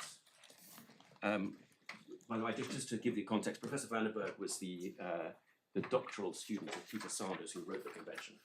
And this book has always been the authoritative guide. He says, the principle of the New York Convention that the court may not review the merits of the arbitral award does not mean that it will not look into the award when it's necessary to ascertain whether a ground for refusal of enforcement mentioned in Article 5 is present. Thus, if the party against whom the award is invoked asserts that enforcement should be refused in virtue of Article 5(1)(c), that's the jurisdiction one, because the award deals with a difference not contemplated by the terms of the submission to arbitration, or contains decisions on matters beyond the scope of the submission to arbitration, the court has to investigate the award in order to evaluate the rightness of such an assertion. Similarly, the court may have to go into the award in order to find out whether it violates public policy, as provided in Article 5(2). In both cases, however, the court's scrutiny of the award is strictly limited to ascertaining whether the award contains things which may give rise to a refusal of enforcement on one of the grounds mentioned in Article 5. It doesn't involve an evaluation of the court of the arbitrator's findings. Now that is the same exercise the courts of the seat will do under Section 67 and Section 68. We have Section 103 here. I'm sorry? We have Section 103 here. Yes. So this is a utterly uncontroversial ground as far as this jurisdiction. Yes, I've got, but 103 is for incoming New York Convention awards. But Yeah. we Yes. perform the New York Convention exercise Of course. just as we are Yes. that just as we supervise arbitrations as the supervising court. And- So I'm not sure that My lord, I may not be clear. The only point I'm making is that when the English court does that under section 103, it's the same exercise as it's doing under section 67 or 68, but it does it for a different purpose with different remedy. Well, not necessarily. Maybe. It's not necessarily the same exercise. The exercise The of exercise under an enforcement regime is a limited one where you look at it in the scope of finding out whether or not it violates public policy or whatever the point may be. The exercise that you're doing under supervisory jurisdiction may involve, under section 69, for example, a substantive issue as to whether or not the arbitrator made a mistake of law. Well, my lady, section 69 is different. Section 69 is a unique feature of the English Arbitration Act in the English law. It's not elsewhere in the world. Section 69 is not in the New York Convention, so that's not available under Article 5. And it only applies when you've contracted into it, or it hasn't been contracted out of. So I think section 69, if I may say, is not the right example here. It's 67 and 68. 67 and 68 is the same inquiry as under Article 5, but with a different outcome. The inquiry's got to be the same, because if under section 67, I say the tribunal had no jurisdiction, and if under Article 5(1)(c of the New York Convention, I say the tribunal had no jurisdiction, it'll be the same inquiry in each case. I'm afraid my reaction to that is so what? The point I'm making is it's not enough to say that because the award is being attacked in Pakistan, that is outside the New York Convention. It's not. You can, of course, have the same exercise under the New York Convention of testing the jurisdiction of the tribunal, of testing public policy, of testing arbitrability. Yes, but, under your but convention. what happens is that the place to go to say the decision of this arbitrator is a nullity. The decision of this arbitrator is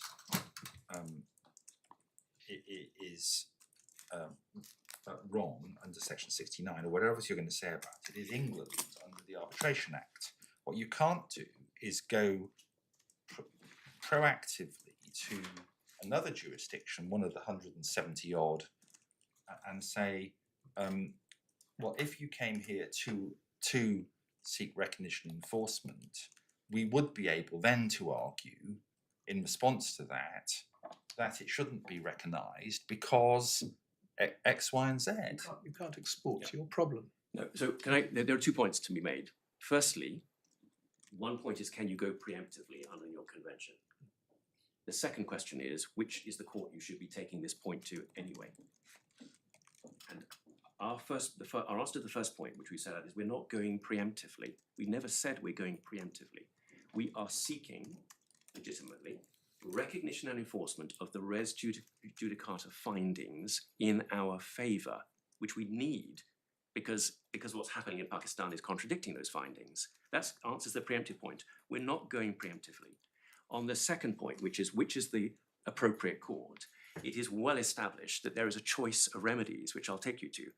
There's no primacy in the courts of the seat. You have this remedy available, supervisory kind of review and New York Convention kind of review. You have a choice under the New York Convention whether you take one or go to the other. You can seek recognition and enforcement.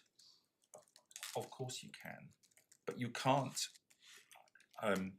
I would suggest to you, or ask your views on it, what you can't do is piggyback onto that attacks against parts of the award or aspects of the award which haven't been, there is no application against you for recognition or enforcement. Well, my lord, I will take you to the detail of this, but what we're seeking is partial recognition and enforcement. We already have a binding between the parties judgment in a previous case from the same court that we can do that. Pakistan will allow partial enforcement. In asking for partial enforcement, necessarily we will have to say to the court why the other parts should not be enforced. It's no different from going such as in. Well, I don't follow. Why do you have to do that? That's a logical Because otherwise the court will say, well, we want to enforce all of the award, and we would explain to the court why the rest of the award is not enforceable. I can show you how this was done in the previous case. No, but I think there's a conceptual line here which we have to keep sight of if it's true, which is as I understand it, you cannot, as I put it a moment ago, export a disagreement about the arbitral award or an argument that it's ambiguous. If that is your case, you have to address it at the seat. What you can't do is export it to another court. Can I That just is not recognition and enforcement. so to address this? I mean, are you in disagreement with the point that I make, which is that you're not entitled to use the convention to dispute the validity of the conclusions the arbitrator reached, or say it's ambiguous and therefore you've got to deal with those matters at the seat, No, haven't you? With respect, I disagree with that. Right, Can I take you first of all to the concept of choice of remedies, just to clear that, about the fact that there's no primacy at the courts of the seat. If I can If you're just saying you've got the choice of applying to recognise or enforce in any jurisdiction yes, any of your conviction. without going to the courts of the seat. Then absolutely, of course Yes. you can. Tried. Yes, But you don't need to persuade us of that. That's the whole point of the New York Convention. but that means I can elect not to take questions about the validity or any other issue of the award to the courts of the seat. No, I can don't elect. understand that, because that's not questioning the validity. Isn't recognising and enforcing. No, but what I'm doing in Pakistan is I am seeking recognition and enforcement. Yeah. Is there anything you can't do under the New York Convention? Yes, I cannot go to the critically. I cannot under the New York Convention take a Section 67 or 68 application to a foreign court under the New York Convention. That means I cannot ask the Pakistan court for any remedy beyond the effects of the award in Pakistan. And that is critical. So the minute that the English court sees me going to a foreign court under your convention, seeking a remedy which actually is erga omnes, that is invalidating the award for all purposes, then I've crossed the line on my graphic. And that is not permitted.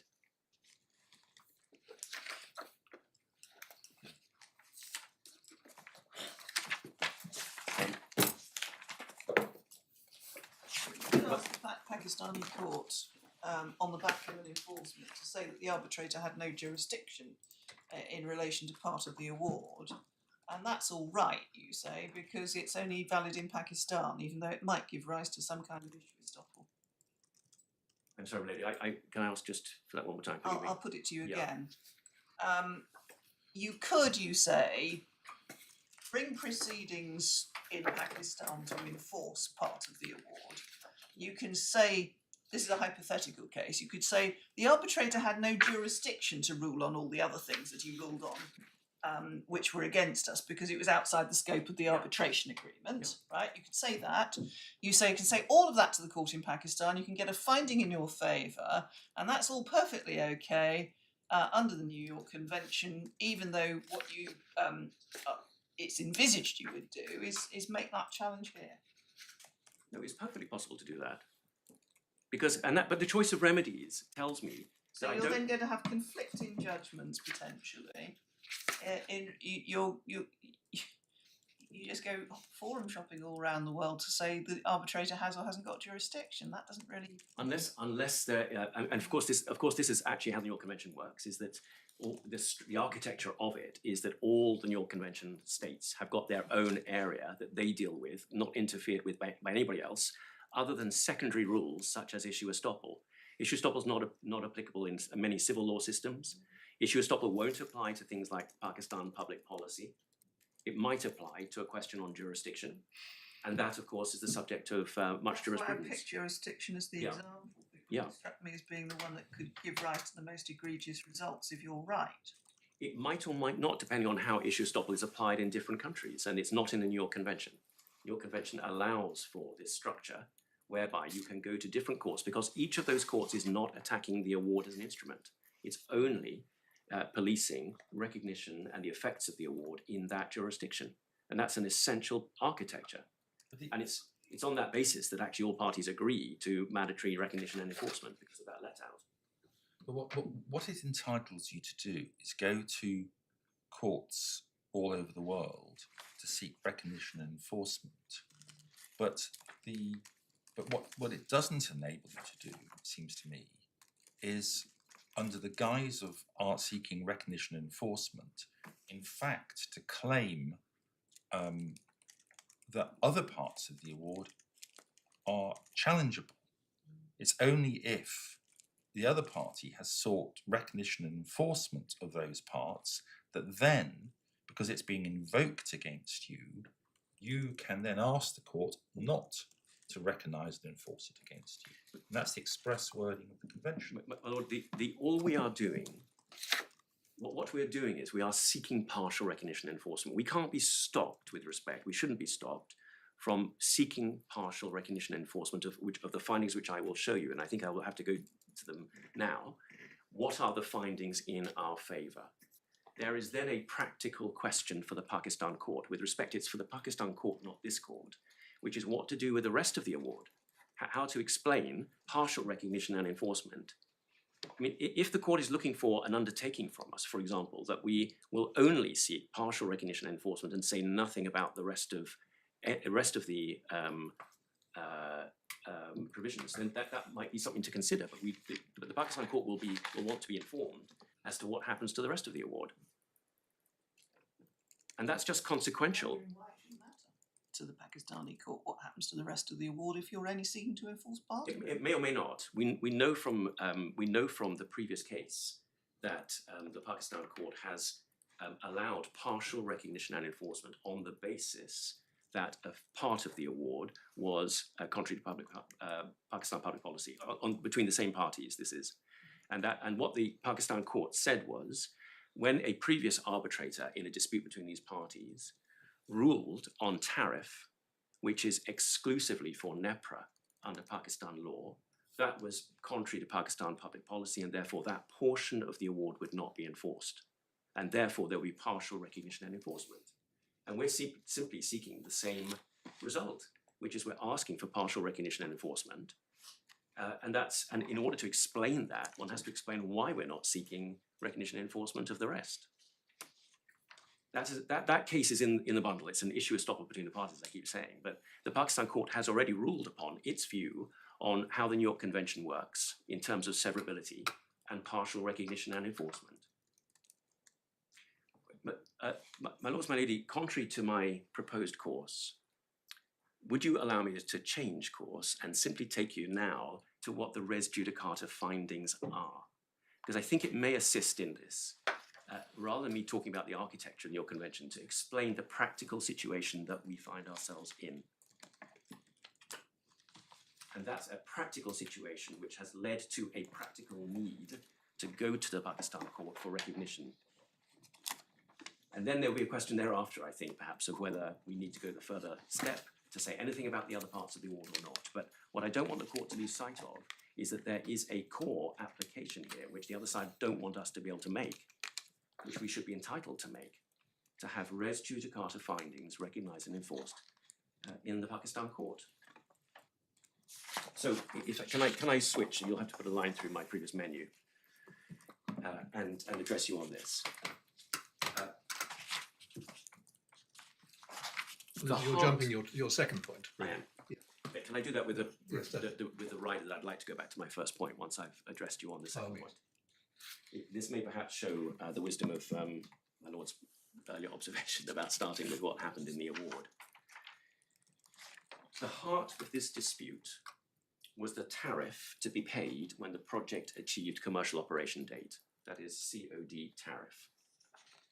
My client's position was and remains that as a matter of the governing Pakistan law, and that is the Regulation of Generation, Transmission, Distribution of Electric Power Act, 1997, NEPRA had conferred upon it exclusive authority and jurisdiction to actually fix COD tariff. That, just for your reference, that position is, and the NEPRA Act is quoted in the final award at paragraph 127.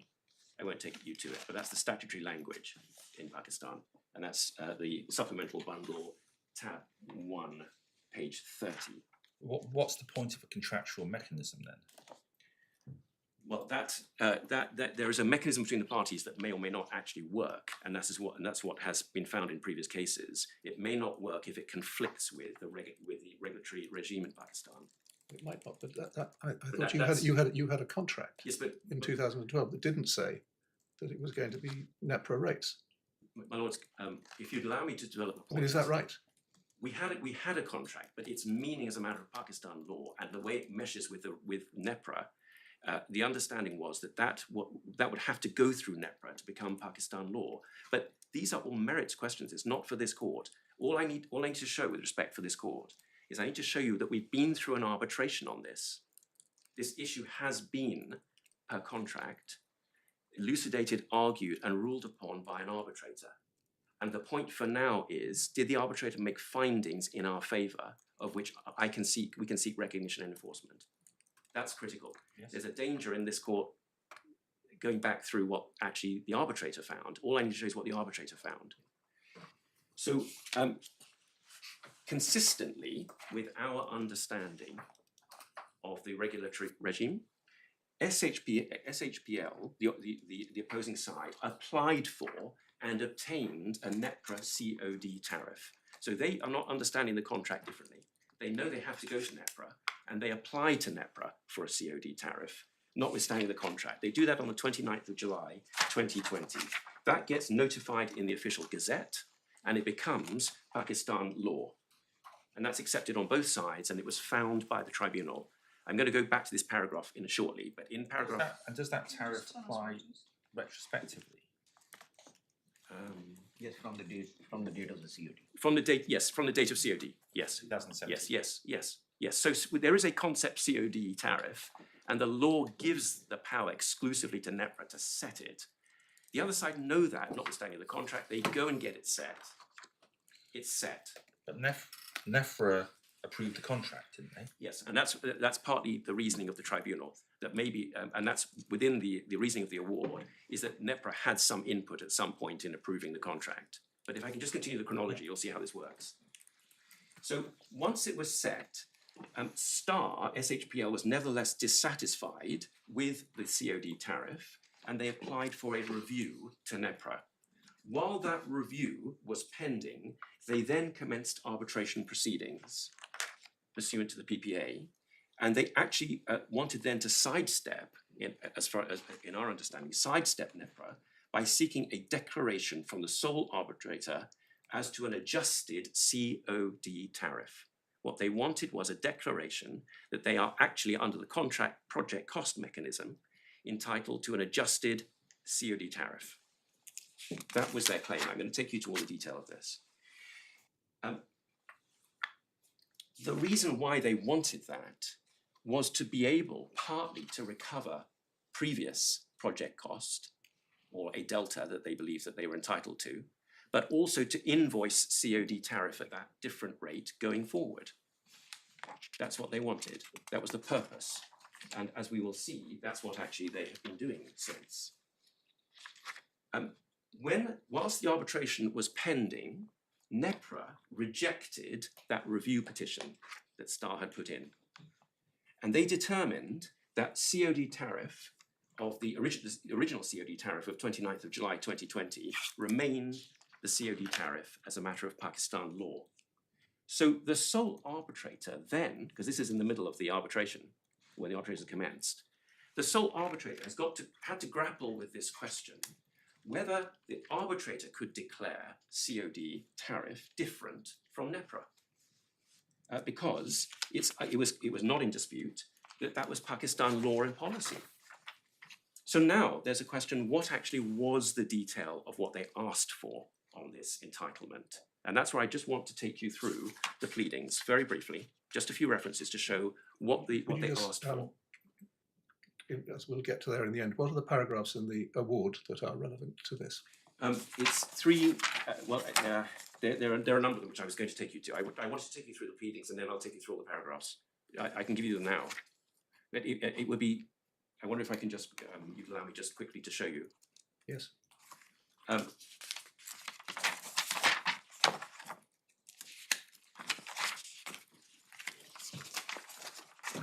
So in the request for arbitration, if I can just start there, that is in the separate applications bundle that we've handed up. It's tab 16. And it's page 134.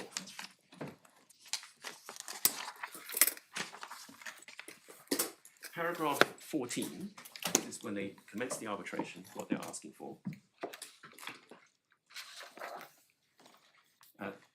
Paragraph 14, pursuant to Schedule 1 to the PPA, the parties agreed that NTDC would purchase from SHPL power produced by the complex at a negotiated tariff, there's the figure, calculated at the USD PKR reference exchange rate, and that's the reference tariff, levelized over a period of 30 years, starting from the COD of the complex, a breakdown tariff set out at Annex A. And then paragraph 17 of the page. Part 2 to Schedule 1 provides that from and after the commercial operations date, NTDC shall pay to SHPL the reference tariff as adjusted in accordance with Annex 5, and there you get the definition COD tariff. So that is what is the core here of what the COD tariff is. Contractual entitlement. Contractual. Yes, yes, but it is the COD tariff. It's the tariff that has to be paid. And then the Oh, relief. so it's defined, it's the contractual provision, they defined it as the COD tariff. Yes. Then when we get to the relief sought, that is at paragraph 36 on page 142 of bundle, they are claiming, first of all, a declaration about project cost. 42.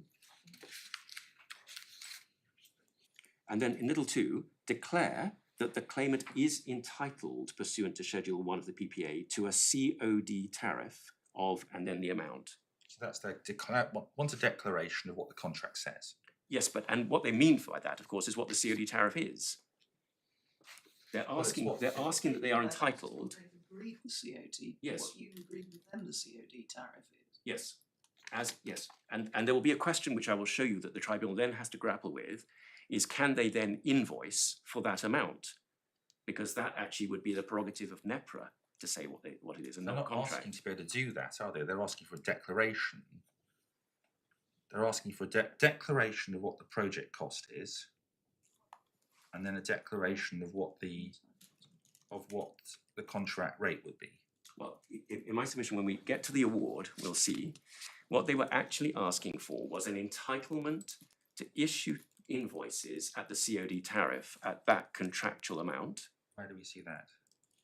Number 2, declare that the claimant is entitled, pursuant to Schedule 1, to a COD tariff. Yeah. And of course, that's what they've then done since. But would you allow me just to go through how this? We're just at the request for arbitration at the moment. Yes.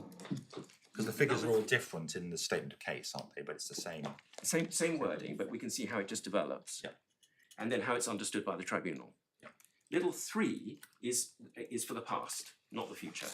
Order the respondent to pay the balance of the COD tariff to the extent not compensated by the tariff paid by NTC up to the date of the award.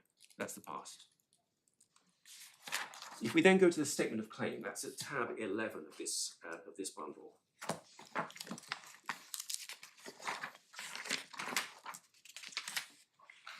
Starting at page 80 of the bundle, paragraph 6.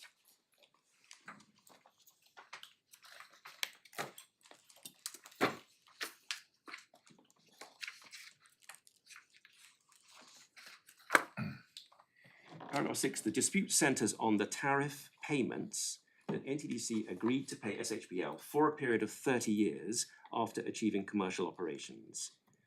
Then going down to paragraph 7, third line, accordingly, SHPL invested significant sums into the project with the security provided by the PPA that it would recover its investment over the 30-year life of operations. 8, second sentence, the parties agreed a reference project cost and reference tariff components that would inter alia compensate SHPL for this amount. And then 8, at the bottom, SHPL would be entitled to recover cost overruns through the tariff payments. So they've got a project cost, and they want for the life of the project now to recover it through the tariff invoices, the COD tariff. Then paragraph 14 refers, that's on page 82, refers to the PPA. The last 3 lines, during this 30-year operations period, NTDC is required to make monthly payments to SHPL to, among other things, compensate SHPL for the cost of construction or project costs. And then paragraph 25 on page 86. As set out above, the tariff payments are intended to reimburse SHPL over time for the project costs, taking into account the way in which SHPL funded those costs. And then if I can take you forward to paragraph 81, which is page 99 of the bundle.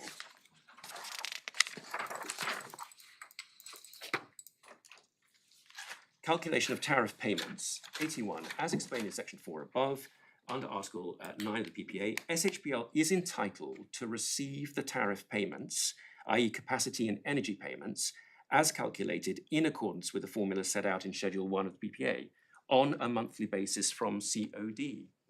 That is where they're saying they are entitled to a COD tariff per month, calculated on that basis. Under the contract. Yes, and but the conflict then comes as to whether that is enforceable as in Pakistan, which is what the arbitrator recognized is the problem, because it's contrary to Pakistan law, and this is a Pakistan law agreement. It's a PPA governed by Pakistan law, and Pakistan law gives the exclusive power to NEPRA, which is why they had originally tried to get NEPRA consent. And the problem for the tribunal was, how do you then match that? You've got a contractual entitlement, but it looks like it's not recognizable and enforceable. It's not operative under its governing law. Well, no, I think what has been said is that they're not entitled to that tariff because it's set by NEPRA, but that means that your client is in breach of contract. But he hasn't found that breach of contract. He doesn't find that. He's found an amount of money for the past. He says there's a contractual entitlement, but then he recognizes there's a conflict with the regulatory authorities, which he can't resolve. So perhaps I can just take you straight to that. You seem to be saying it was an invalid agreement. It may be an invalid agreement. The original agreement that these two frontline companies in this area came to. You seem to be falling back on the proposition that it was an illegal agreement. But the issue for me at the moment is what he found. And here's the conflict. I think the point is this, just put it squarely. The way you've taken us through that is, I think you are seem to be suggesting that what is being claimed here is that they should be paid a particular sum as the COD tariff as set by NEPRA. Yeah. That's not what this pleading is for. This is a pleading throughout saying what their contractual entitlement is, interpreting the contract. My Lord, with respect, there were two elements to this. One was an assessment of what was the contractual entitlement, and the second element was an entitlement then to invoice COD tariff at that rate. Well, that hasn't been pleaded. That is... There's no reference to invoicing at all.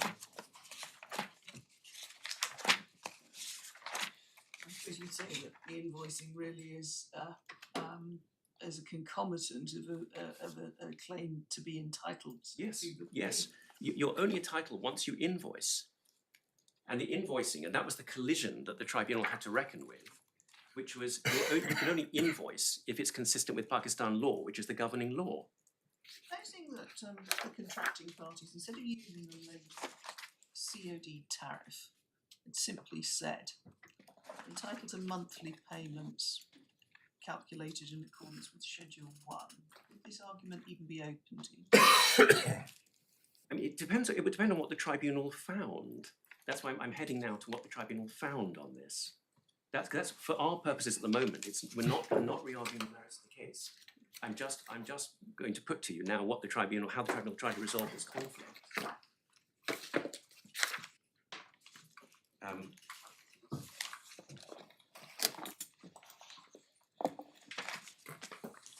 And that, if you just give me one moment, just catch up with my notes.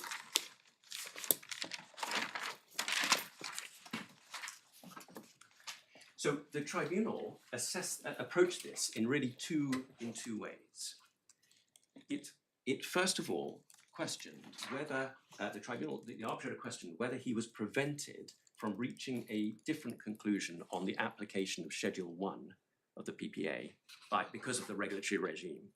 And he felt he wasn't precluded, even though that was he recognised that Pakistan law sets the COD tariff differently. So if I can take you, if we go to the award, just the award findings, so that is in the supplementary bundle, tab 1.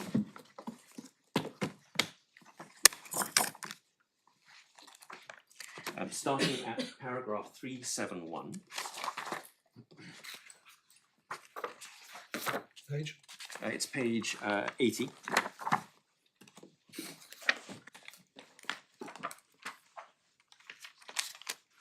He says, as has already been established, the parties are in agreement that only NEPRA can determine and approve the tariff for electricity in Pakistan. This is also the clear position under Pakistani law. My Lord, my Lady, if I can then take you back in the award to show you how he reconciles this. Page 35 of the bundle.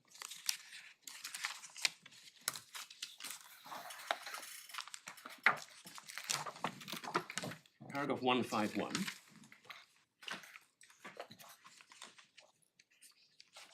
He says, if you have that, paragraph 151, page 35. Yeah, just look at 150 first.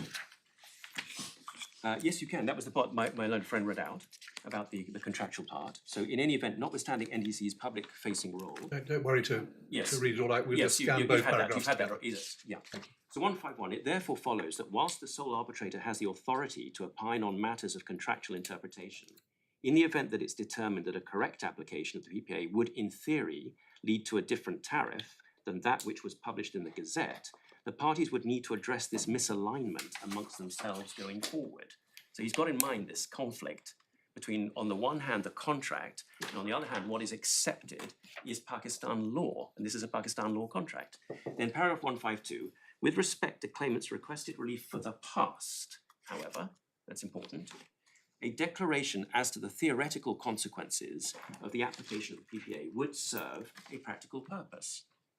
If it is established that the application of the PPA would, in theory, result in a different tariff than that arrived at by NEPRA, it is within the powers of the sole arbitrator to order payment of the delta between the amount which should have been paid and what was actually being paid, what has actually been made to date, since that is purely contractual matter and there's nothing in Pakistan law which would prevent such an order. So that's the past.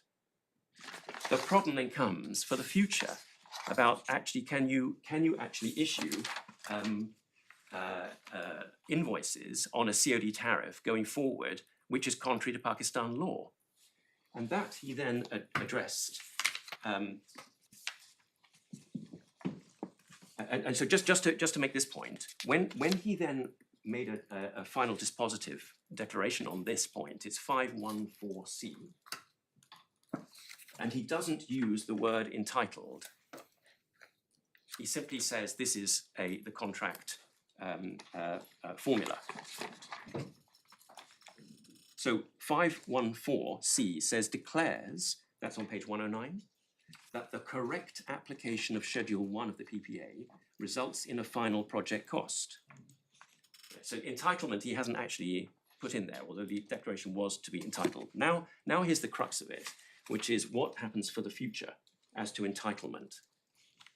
And in that regard, the arbitrator actually accepted our position about the conflict with Pakistan law. And if I can ask you to start at paragraph 374, and that is on, find it, it's on page 80.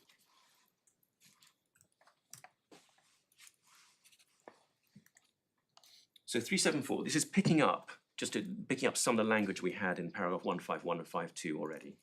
So just for my lady's benefit, paragraph 373 is the paragraph which I didn't read before, 150, it's the equivalent of that. And then from 374, the question which then arises is this: what are the implications of issuing a declaration that the tariff which results from the application of Schedule 1 is different from that declared by NEPRA? 375, in respondent's view, any declaration departing from NEPRA's determination would cause the parties to violate the laws of Pakistan.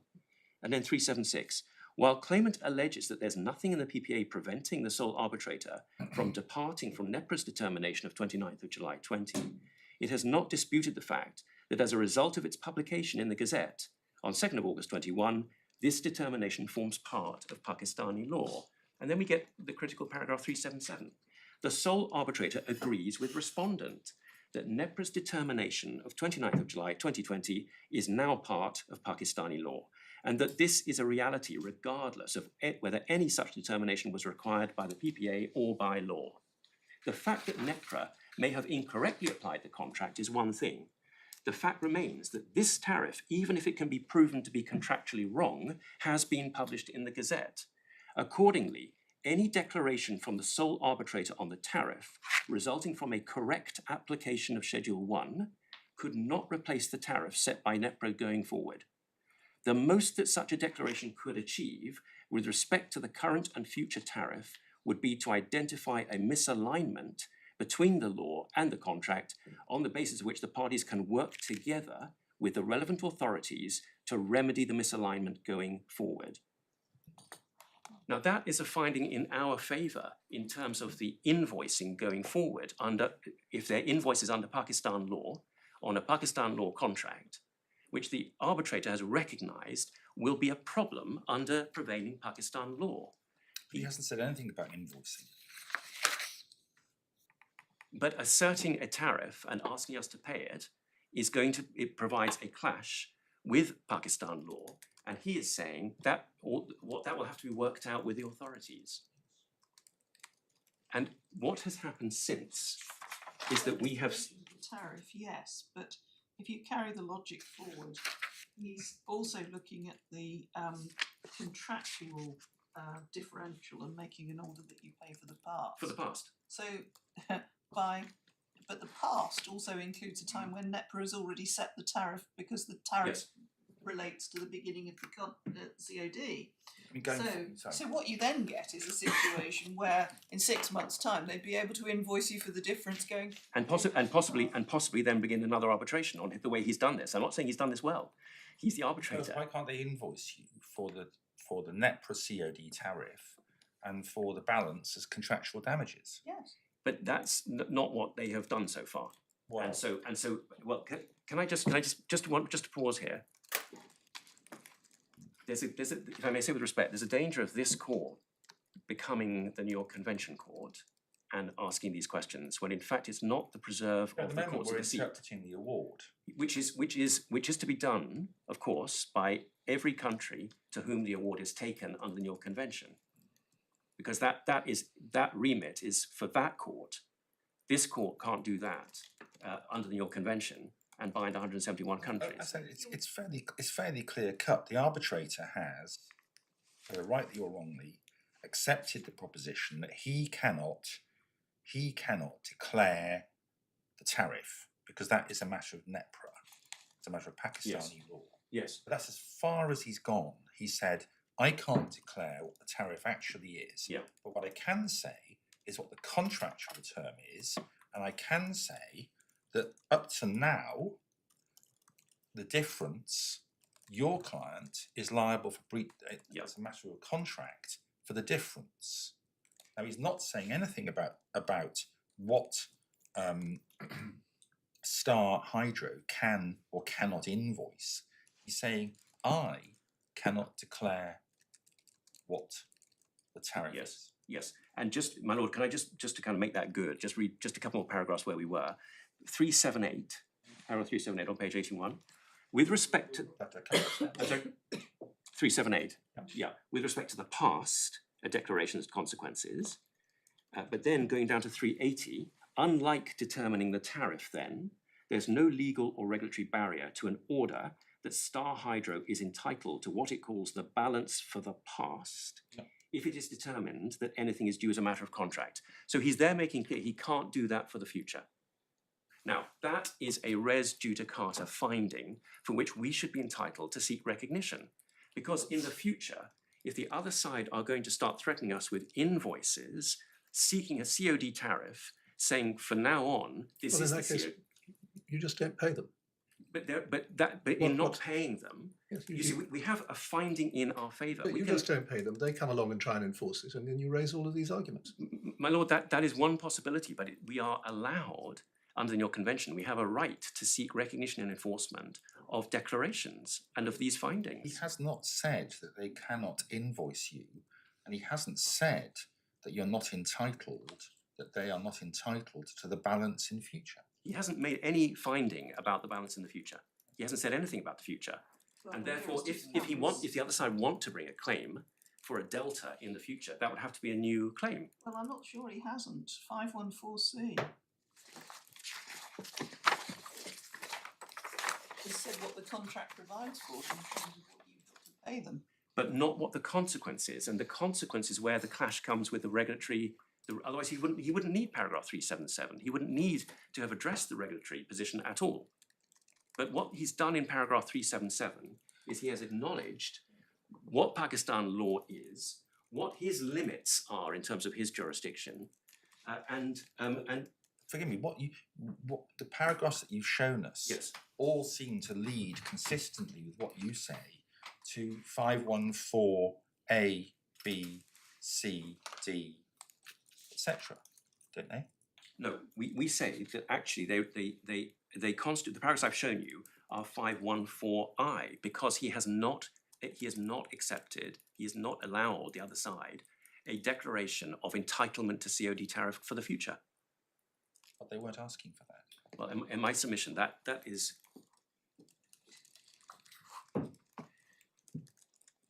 Is He's given them a variant on the declaration in C. yeah. Just Ms. Drummond has reminded me of a paragraph I didn't take you to in the reply. Can I just quickly show you that? So that is the applications bundle at page 152, tab 17.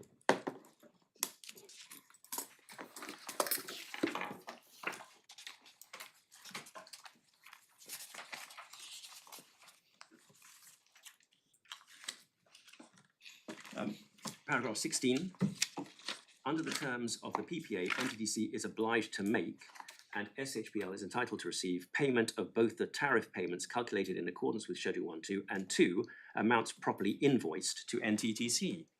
The way that the PPA works is that payments are only due by way of issuance of invoices. Could you? It's please page repeat 1, yeah, so it's the applications bundle, 152. tab 17. 152, thank you. Yeah, sir. page 152, and it's paragraph 16.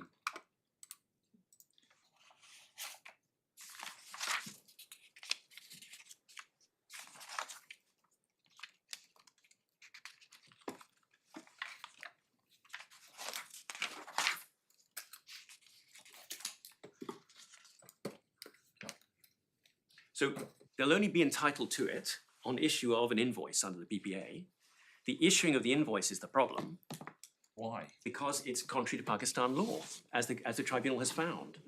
Because They said what you're entitled to, what you're entitled, that the regulator sets the tariff, yes, that the arbitrator can't determine what the tariff is. yes. He said nothing about what invoice you can issue. What he said is that this causes a misalignment with the governing law. And that's a misalignment that somehow has to There's a has to be worked out. misalignment between the contract Yeah. and between the regulator's tariff, but nowhere does he say that Star cannot invoice for the contractually due sum. And why shouldn't a party be able to send an invoice saying this is what's due under the contract? And your clients can reply and say, but that's not what the regulator set. And that's where, in order to work out this misalignment, we should be entitled to recognition of these findings on the misalignment, and the effects of the award, of course, will then be for wherever its recognition enforcement is sought, which will be in What Pakistan. I don't understand is why any of this entitles you to have the Pakistan court determine that A, B, C, D, E, F, G, and H are nullities.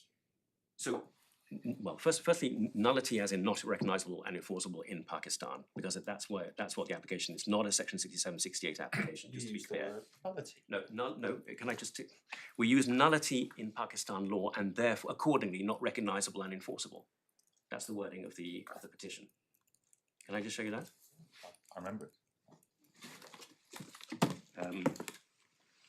It is in the, can you find it? page 131. Yeah, 131.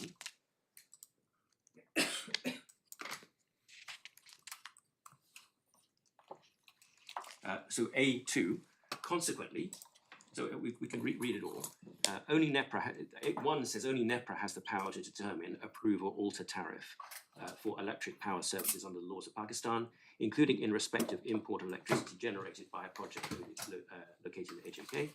Consequently, this is little 2, the assumption of jurisdiction by the sole arbitrator vis-à-vis contractual assessment of the project cost and tariff at COD is a nullity in the eyes of the law, and accordingly, paragraphs 514A to H are neither recognisable nor enforceable under the 2011 Act. That's why it's not saying nullity erga omnes for all purposes, because you can't under the New York Convention. Why does any of that mean the contractual assessment is a nullity in the eyes of the law? But that is something which the Pakistan court's entitled to consider, because we've got res judicata findings of what the Pakistan law is and what the regulation is. That's a It's not- direct challenge to the arbitrator's finding that he is entitled to determine the contractual sums due. What it is an application to the Pakistan court to recognise what he's found in those paragraphs I showed you. Well, that's 1. What about Yes. 2? 2 is why the rest of the award should not be recognised and enforced. And again, that's consequential, just to show partial recognition and enforcement. That's the bit I just don't follow, Mr. Landau. It just seems to me that it's apples and pears. If you say, I want you to recognise paragraphs 1 to 5 Yes. of a 10-paragraph document, that you want to recognise 1 to 5. You don't have to go on and say you shouldn't recognise 6 to 10. In a sense, if I can just suggest to the court that there may be just 2 discrete points here. One is, do we have an entitlement, whether we're right or wrong? Do we have an entitlement to ask the Pakistan court under the New York Convention for recognition and enforcement of those findings I pointed to? That's question number 1. Question number 2 is, do we have an entitlement at the same time to explain why other parts of the award should not be recognised and Well, it enforced? really depends, doesn't it? As a matter of whether as a matter of substance, what you're doing is an attack on the award. But and again, an attack on the award, we are in the New York Convention doesn't say you can't do that. What we're doing is we're seeking. Well, it says. I mean, it But seems to say that it seems Yeah. to say you can do it as a defence. But it's not. I mean, the first of those questions, if that's what's troubling the court, the first question that I have articulated is not an attack on the award. It's our right under the New York Convention to ask a court to recognise findings, and we will then do what we can with those findings. That's a self-contained point. Well, And- that would be so if you can separate them. Well- I mean, obviously, these 2 findings about the as it were, the official tariff and the contractual tariff are absolutely cheek by jowl in this arbitration. But whether or not You can't just cherry pick one. Whether or not one can separate is a question for the New York Convention Court. And on that, I would like to show you what the court has held previously between these parties. It's not for this court, with respect, to tell any other New York Convention court how to apply a test of severability or when partial recognition is allowed. Your lordships were shown, IPCO, for example, which is Court of Appeal Authority under English law on when severability might be, partial recognition enforcement might be permissible. That was an interpretation by the court of the 1996 Act, sections 101 to 103. The English Act uses the expression recognition and enforcement in terms of the award. That's the way it was implemented by the 1996 Act. And that was what was instrumental in the IPCO decision. That phrase doesn't appear in the Pakistan Act, doesn't appear in the New York Convention. So the way in which, and New York Convention doesn't talk about the conditions for severability. So this has developed on a case-by-case basis in different jurisdictions around the world with different approaches. Well, this court can't say to the Pakistan court with respect, this is not severable or is severable. If partial recognition and enforcement is possible, which is conceded it is, then it's for the court in Pakistan to decide how its 2011 Act is to be interpreted. The big picture here is that Star were going into business with Pakistan government entities, your clients and NEPRA in the background And no doubt in part because of the vulnerability they have there, they have agreed with your clients that any disputes will be arbitrated in this jurisdiction, under this jurisdiction's law. Under that, the arbitrator has determined that yes, NEPRA can set the tariffs, can set them at 0 if it wants to, but that does not prevent STAR from having its contractual entitlement, which is contractually enforceable against your client. It can't have the tariff payment, but you are obliged to pay the balance as a contractually due sum. You now want to go to the courts, we have gone to the courts in Pakistan, to say the arbitrator said that he can't set the tariff, therefore his findings about the contract are null and void. And what you're seeking to do effectively is completely remove from STAR the benefit of the contractual arrangement they made that they should be able to arbitrate this in London and have it supervised by the London court. That's what's going on here. No, well, my lord, obviously, I'm not sure you'd expect me to agree to that characterization. In my respectful submission, that is an unfair characterization of what's happening here. But in any case, you would agree that we've got to look to the substance of the matter, Well, not the labels. when you look at, yes, you have to look at this, of course you look at the substance, but can I give you a rider? I know we're just 1 minute into the Yes. agenda. The rider is, when you look at the substance, you cannot just look at it like any other case and say, we look at the substance without any structure, because the structure here is in your convention. So And that that's is your critical starting. because that does allocate areas, spheres, and it may be for the Pakistan court to throw us out. In my submission, it's not for this court to throw us out, because under the New York Convention, this is an area exclusively for that court to look at in its application of the New York Convention. All right. Well, shall we say we'll return at 2:05?